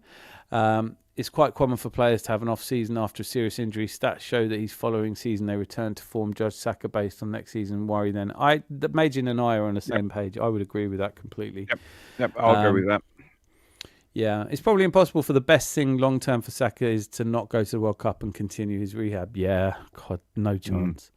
No chance. They're going to play him into the ground. You can criticise Arteta for overplaying Saka, and I have.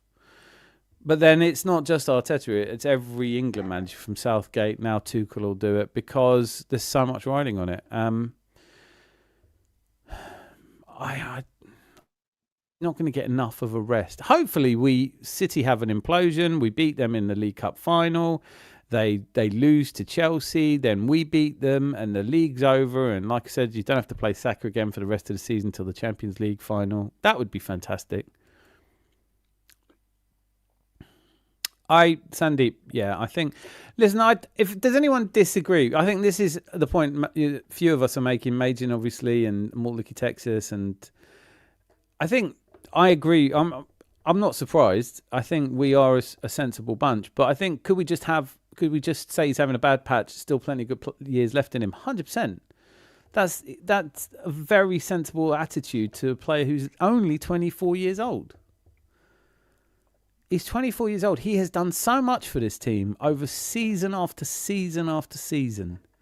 You know, he's been ever present whenever needed since what, 2018 or before? No, I think it was 2018-19, wasn't it? When he was playing as left back.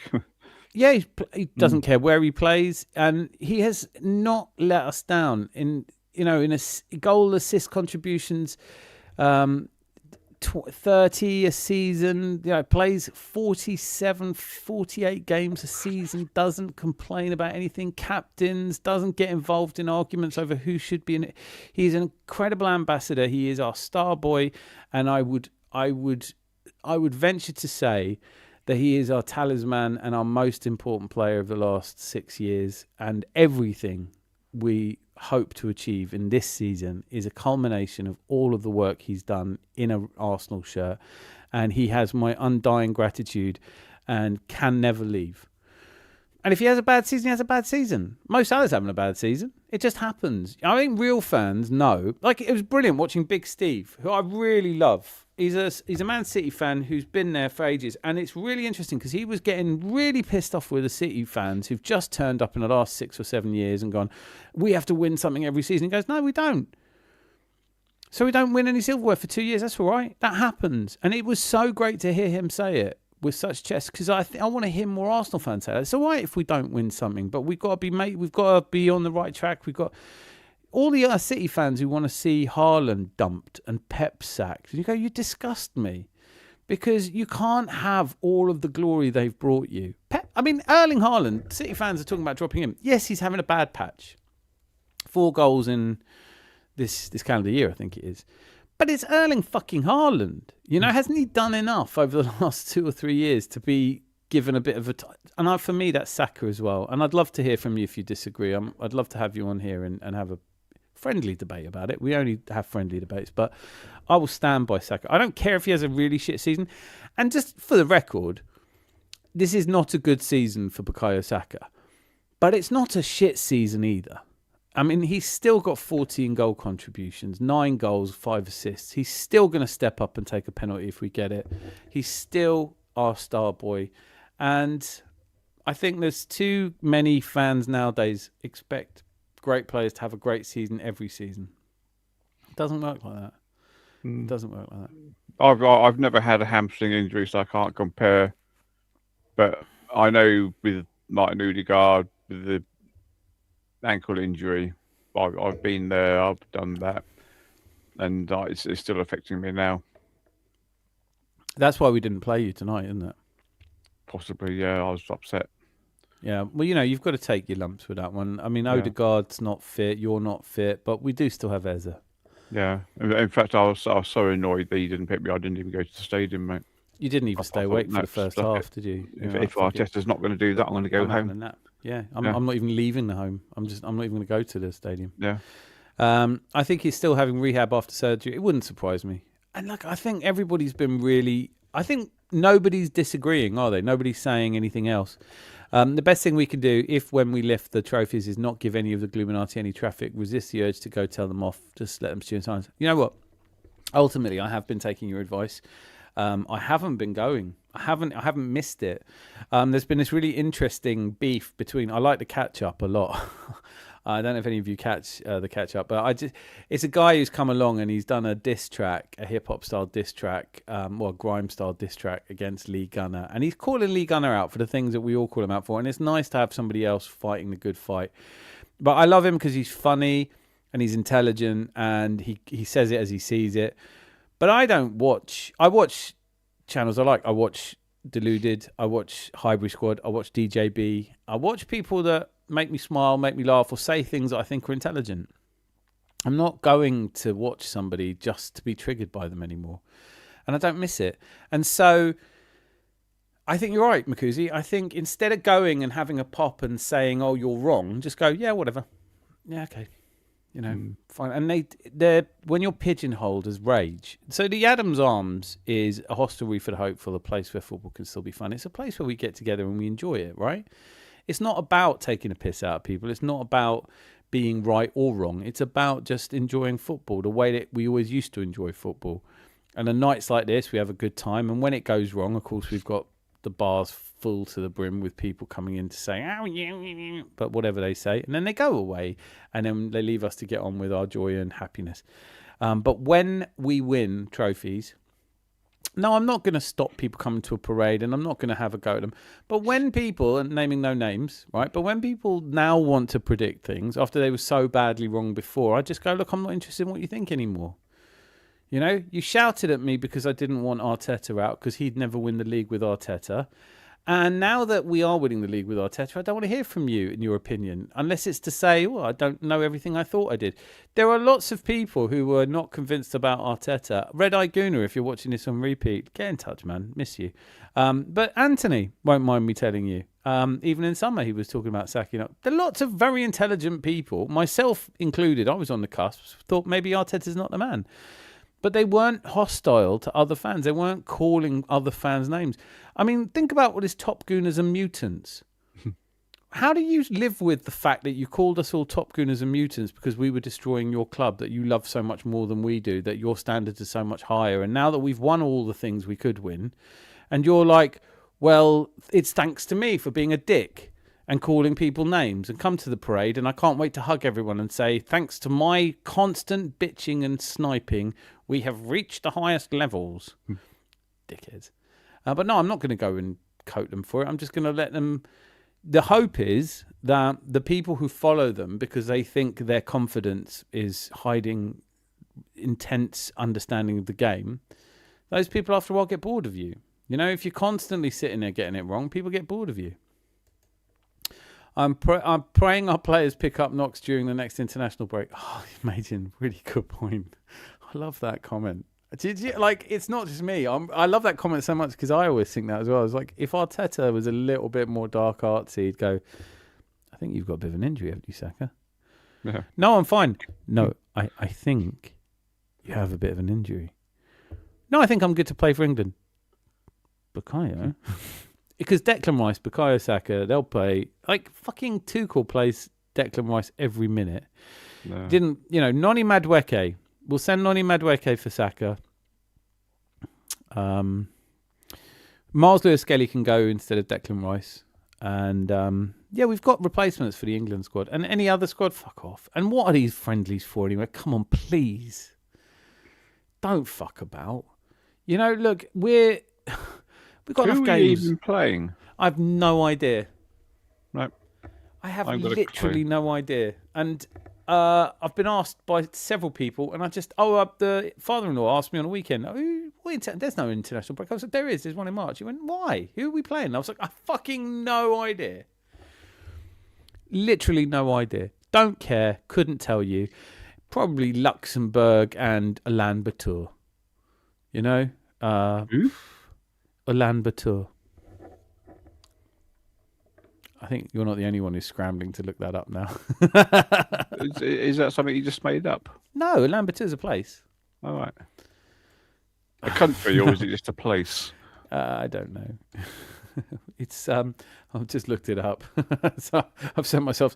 It means red hero. It's derived from the Mongolian words ulan, meaning red, and batar. It's in Mongolia. Oh, Ulaanbaatar. Oh, fuck off. Sorry. I thought you were saying something that began You're going to with become an L. a meme. You're going to become a meme, you are. Oh, Ulaanbaatar. Sorry. I thought you were saying something that began with an L. Lamberter. And I'm thinking, I've never heard of that. No. Oh, well, Yeah. do you remember the summer we went to Ulaanbaatar? Yeah. I've got a Ferrari Lamberter I have in the garage. The thing with Saka is his application hasn't dropped a single bit. Yes, he looks a couple of seconds off the pace and his touch escapes him, etc. But his confidence, form related. I love this. You're on fire, Majin. I think like he has. Probably the stupidest thing I believe, and I believe some stupid things. I'm not saying I don't, but the stupidest thing I believe is that Bukayo Saka is a reincarnation of Rocky Rocastle. He was born 6 months after Rocastle died. They're both Water 7. They're both gentlemen off the pitch and fighters and warriors on the pitch with unprecedented skill that you can kick them both to heaven and back and they will still fight. I remember 3 seasons ago at Villa away and they kicked the shit out of Saka and I thought he was going to have to come off with 8 minutes to go and he didn't and he carried on playing and he was better than ever and you just think, When do you see somebody with that mercurial ability, but the temperament and the general fucking good character, as well as being super intelligent? He is the total package. And when his form lets him down, his courage doesn't. And he presents himself every time to play, even when he's not. I think he's a star boy, and he will always hold a very special place in my heart. However good Max Dowman gets, Max Dowman will be great, and he will be coming into a Premier League winning team. He will play in finals eventually, but not the team that Saka came into. The team Saka came into, none of those players survived. Martinelli's still here, but none of those players survived. The team that Dowman comes into is vastly better than the team that Saka dragged along with him, and I'm so grateful to him, forever will be. Arteta should seriously pull everyone out of the international break. None of them are fighting for positions. It's unnecessary flogging. You're right. Makuzi, no club manager has the right to interfere with international selections. It's literally impossible for him to. He does not get any say in it at all. Now, the player themselves can withdraw themselves. The clubs do discuss if there is an injury, but the best that the clubs can do, if they say there's an injury, the team manager of the international team is still entitled to call up that player and have him assessed by his own medics. So there is nothing Arteta can do about this, and there never will be. There's nothing any club manager can do when an international team calls up their players. And let's be clear, if Thomas Tuchel calls up Saka, he will go because there's a World Cup coming up. He's not going to turn him down. He'd be mental to do that. As a footballer, I don't get it. I would rather play for Arsenal than any country on earth. Arsenal means more to me than any country on earth. But I'm not a professional footballer. If Bukayo Saka playing for his country must be the epitome of all that he's ever strived to achieve. And playing in a World Cup, come on, man. That is the epitome of all you can achieve as a footballer. And England have got a great squad. So we've got a chance. I'd never back England, but I will be supporting. I am going to do watch-alongs for the World Cup. Can't wait. Can't wait for it. It's going to be so much fun. I've got to work out what time the games are, what days I have to take off work, but I will be doing watch-alongs because I fucking love the World Cup. I won't be doing the England matches, I don't think, because it's too tense. I just want to enjoy those. But so many good matches coming up. I might do every Austrian game. So you can't, Arteta's got nothing to do with international selection. But you could have a word with Thomas Tuchel and go, actually, did you look up who are we playing? Oh, no, I didn't bother because Let's have a look. I don't really care. Well, I think we've established that neither of us give a hot fuck, but we can still look it up. Right, England's forthcoming fixtures. Brace yourself. Oh, these are classics. Oh, my God. Oh, fuck off. Both at Wembley. We're playing Uruguay and Japan.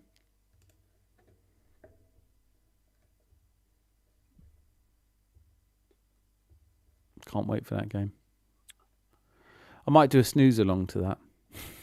Uruguay? Or do you mean Uruguay? I said Uruguay, yeah. Uruguay. It's pronounced Uruguay. Don't start with me when you're fucking Alain Bator nonsense again. I was ambassador to Uruguay. We have proof from previous seasons that he's capable of putting up good numbers. He is heading in the right direction. He shredded his hamstring. He will be back. Just be glad he isn't injury prone. Yeah, 100%. Major, fully agree with you, sir. Off the back of a hamstring injury, like players like Reece and Luke Shaw, etc. Here he is. Shit Bayern Munich. You're just a shit Bayern Munich. You're just a shit Bayern Munich. Shit Bayern Munich. Although, clock enders, I bet you're having the time of your life at the moment going to these games. I wish I was you. But Bayern Munich were easier to play against than fucking Bayer Leverkusen. We beat Bayern Munich 3-1. We only managed 2 against Bayer Leverkusen. So isn't it fair to say that Bayern Munich are just a shit Bayer Leverkusen? Big up Bossman and Zans. Great to see you, Clockenders.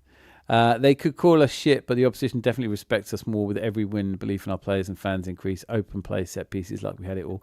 Yeah, I mean, it's full of shit, isn't it? What people say about us is like whether the most frustrating thing is when the Gluminati, because they're supposed to be us, right? So it's a little bit like Lord Haw, you know. You know who I'm talking about, don't you, Zanzi? Yeah. I know that our younger fans won't know what I'm talking about, but during the Second World War, there was an Englishman who defected to the German side and would often broadcast in English to the English about how they were fighting a lost war, forlorn hope, and they should give in and surrender to Nazis. And obviously he was executed after the Second World War. But that's what it feels like. It feels like treachery to be an Arsenal fan and tell us we're shit and everything's shit, and be basically viewed by other fans for banter about us. And the reason that people think we're such fucking idiots is because our own fan base are like, it's not good enough, sack them, you know, and all of that. So when we talk about other teams, when you look at the other managers that have played against us, succession of managers, you know, say this is a great team. The Arsenal are a great team. They're just a really good team. They're a fucking great team. And then our own fans go, we're shit. And you've got, you know, the likes of Hansi Flick saying, no, this is a really good team. When you've got every manager that plays us, whether it's Iraola or, you know, just every single manager that comes up against us, you know, Farcar at Leeds, you know, everyone says that they're incredibly difficult to beat. They're just impossible to break down. And then our own fans are like, you're shit, we're shit. There's never going to be a trophy here until we burn the stadium to the ground. You know, it's that kind of fucking... So really, I think that opposition fans have... like we talked about earlier, I don't think there's any teams in Europe that are like, oh, I hope we get Arsenal. Real Madrid aren't sitting there going, oh God, yeah, we've got past City, now let's take on Arsenal. No, they're not. And nor are PSG, and nor are Barcelona. But Bayern Munich would say, God, I'd rather we better take Barcelona. we better get a 4-0 victory at home. That's what they're thinking. You know, like, and don't get me wrong, listen, I'm not stupid enough. I know enough about Bayern Munich to know that they'll fancy themselves against us, but they'll take us more seriously now than they ever have before. His injury took Dembele over a year to get back from. Then he won the Ballon d'Or. Makuzi, brilliant point. Moving Ousmane Dembele centrally was a masterstroke from Luis Enrique. It's not been as good this season, but if he starts to come into form, this Paris Saint-Germain side just turned over Chelsea. But, I mean, it is Chelsea. We've beaten them every time we've played them this season, so it's all right. Easy work, weren't it, really, boys? Absolutely shitting my pants about Sunday now. I love your honesty. Don't. It's all right. It'll be all right. Are you going? Of course you are. Going to do a watch-along, but we'll be thinking of you. And if you are able to join us afterwards, we're going to do a long watch-along, I think. Don't know if it'll make a difference, but the Sporting captain, who had an amazing game tonight, will miss the first leg in Portugal due to suspension. I was watching the game. I mean, to be honest, I really did think it was going to be... I honestly thought that it was going to be Sporting Lisbon would get 3-0 and would go to extra time. I bet on it. I cashed my bet in a bit early. But, I'm not that surprised. Bodo away. I think Sporting were embarrassed away and they played well below what they're used to. I'm gutted that we're not playing Bodo. I'd feel more confident going through against Bodo than Sporting, but I think we get through, don't we? I don't know. I suppose the Bodo fans just sat there after the game thinking, well, fucking hell, we played on grass. We've never done that before. There is something about I want to talk about in coming days. Why is everyone slipping around so badly? Lee Gunner is parasitical worm. He spends 99% of his life slagging us off, but won't hesitate to join in with the joy and celebrate. Yeah, he's just an arsehole. He's an arsehole, and catch up is doing him perfect. You know, sometimes you see somebody you really don't like and you think, I want to get involved in slagging this guy off, and then someone comes along and goes, hold my beer, I'm good at this, and that's what they're doing. And Lee Gunner's collapsing in on himself like we always thought he would. Popped hamstrings can feel like you've been shot. I have had a popped hamstring. Catch-up scenario, I wanted to talk about that. I watched his 5-hour response. I think he handled it well. It's a real shame Lee spends 8 hours getting intoxicated and slurring abuse. I think a lot of us were watching catch-up scenario.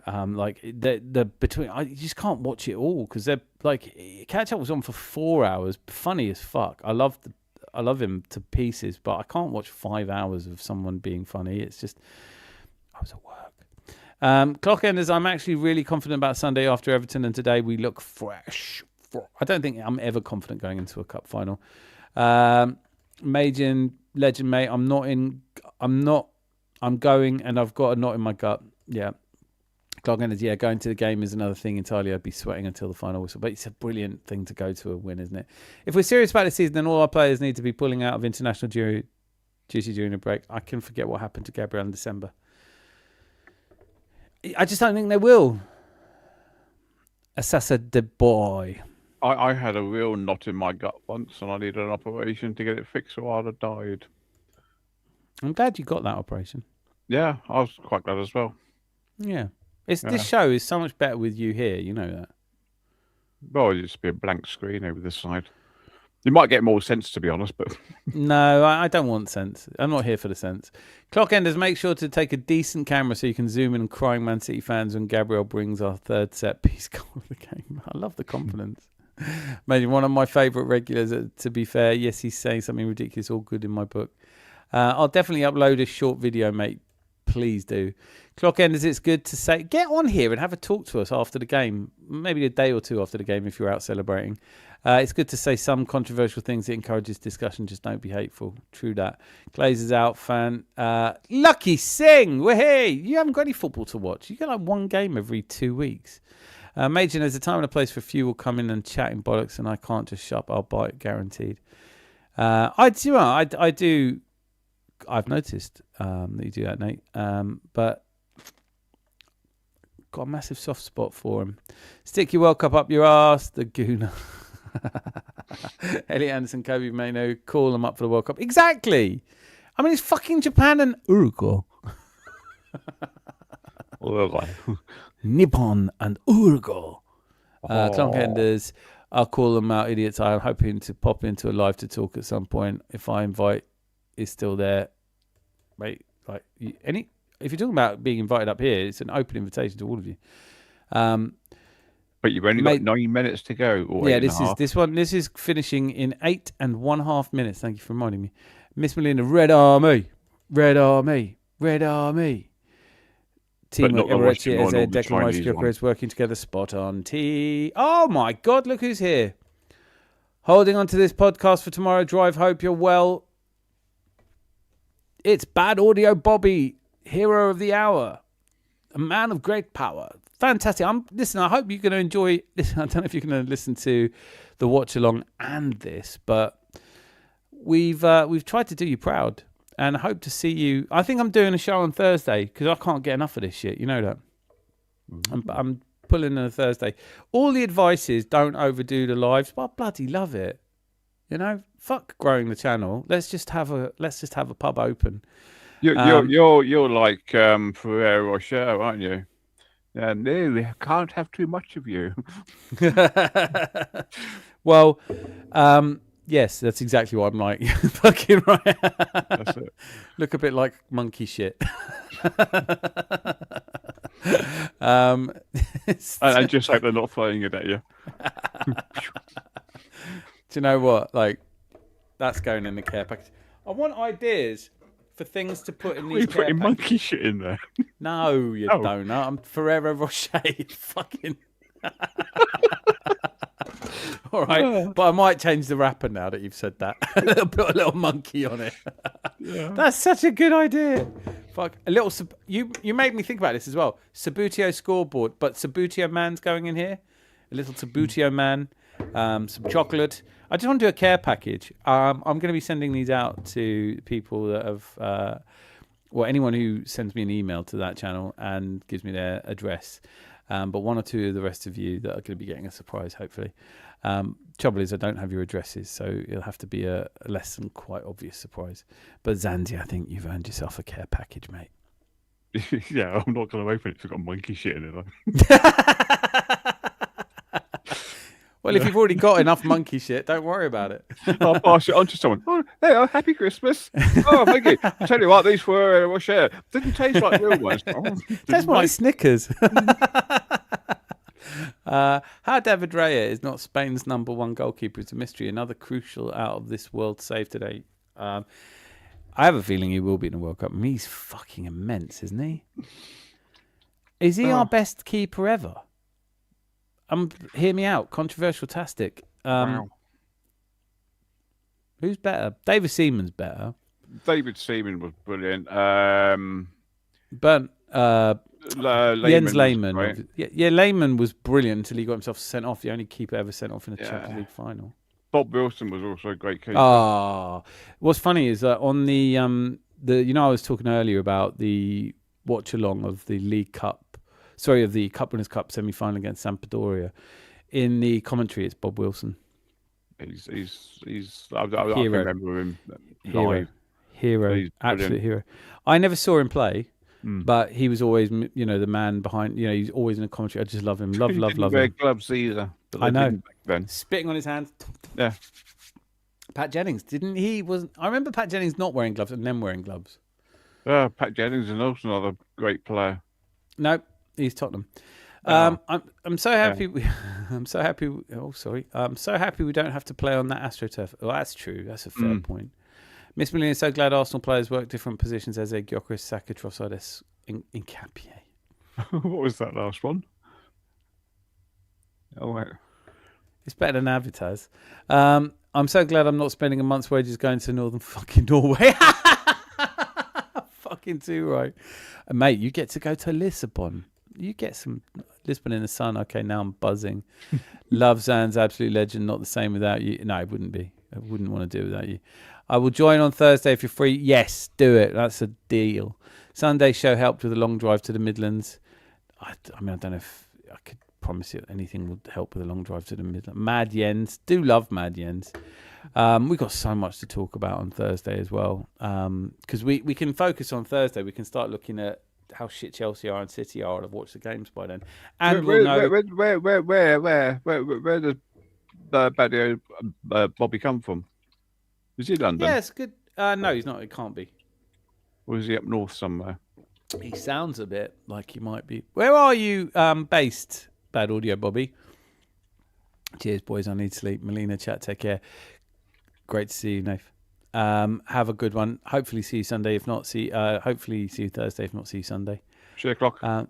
Actually, Sandy, do you just want to do your emotional wrap up so that I can? No, not that one. Not that one. No, Never. Okay, never emotional wrap up coming now. It's been emotional today. 2 stunning goals, one more stunning than the other. Rice was absolutely magnificent. Eze was brilliant. The whole team was brilliant. Arteta was brilliant. The fans were brilliant. You're brilliant. All them lot over there are brilliant. In fact, the actual chat today has been absolutely brilliant. It's been outstanding. And do sort your blue thing out, mate. I can't, mate. It's doing. It's irritating me. I know it's and me. There you go. Is that better? It's a hood. I can't help it. Look, there you go. And we need to say, Melina. Gluminati, you need to come back. Gluminus, gluminatum, gluminus, gluminatum. Why did we not score 12? Gluminus, gluminatum. I know. Sacus arteturus autus. You got 2 minutes to go. I know, I'm doing fine. Have you finished your beautiful and emotional wrap up? Yeah. Then it behooves me to point out that for somewhere in the region of 4 hours, they have listened and watched and hopefully clicked fucking like. I'm not going to lie. Like, we need to up the likes, people. But I enjoyed doing that watch along a lot more. Thanks to Rosie and Miss Melina, without whom I would not have even thought of doing it. So thank you so much, Miss Melina. We've got to get you up here, if not Thursday, then after the match on Sunday. To Clock Enders, going live on Sunday. I'm going to do a watch along for the League Cup final. And then we're just going to stay open until everyone's had enough on Sunday. It's a day of it, as far as I'm concerned. Thank you for the show tonight, Dan, Zanzi, and all the legends in the chat. We appreciate you, folks. Not as much as we appreciate you, Miss Melina. Yeah. You are the Queen of Arsenal. Melina, join us. Definitely get up here. To all of you, too many and too numerous to mention, thank you so much for being here. Until I see you on Sunday, Thursday, 10:30, be lucky. Lots of love.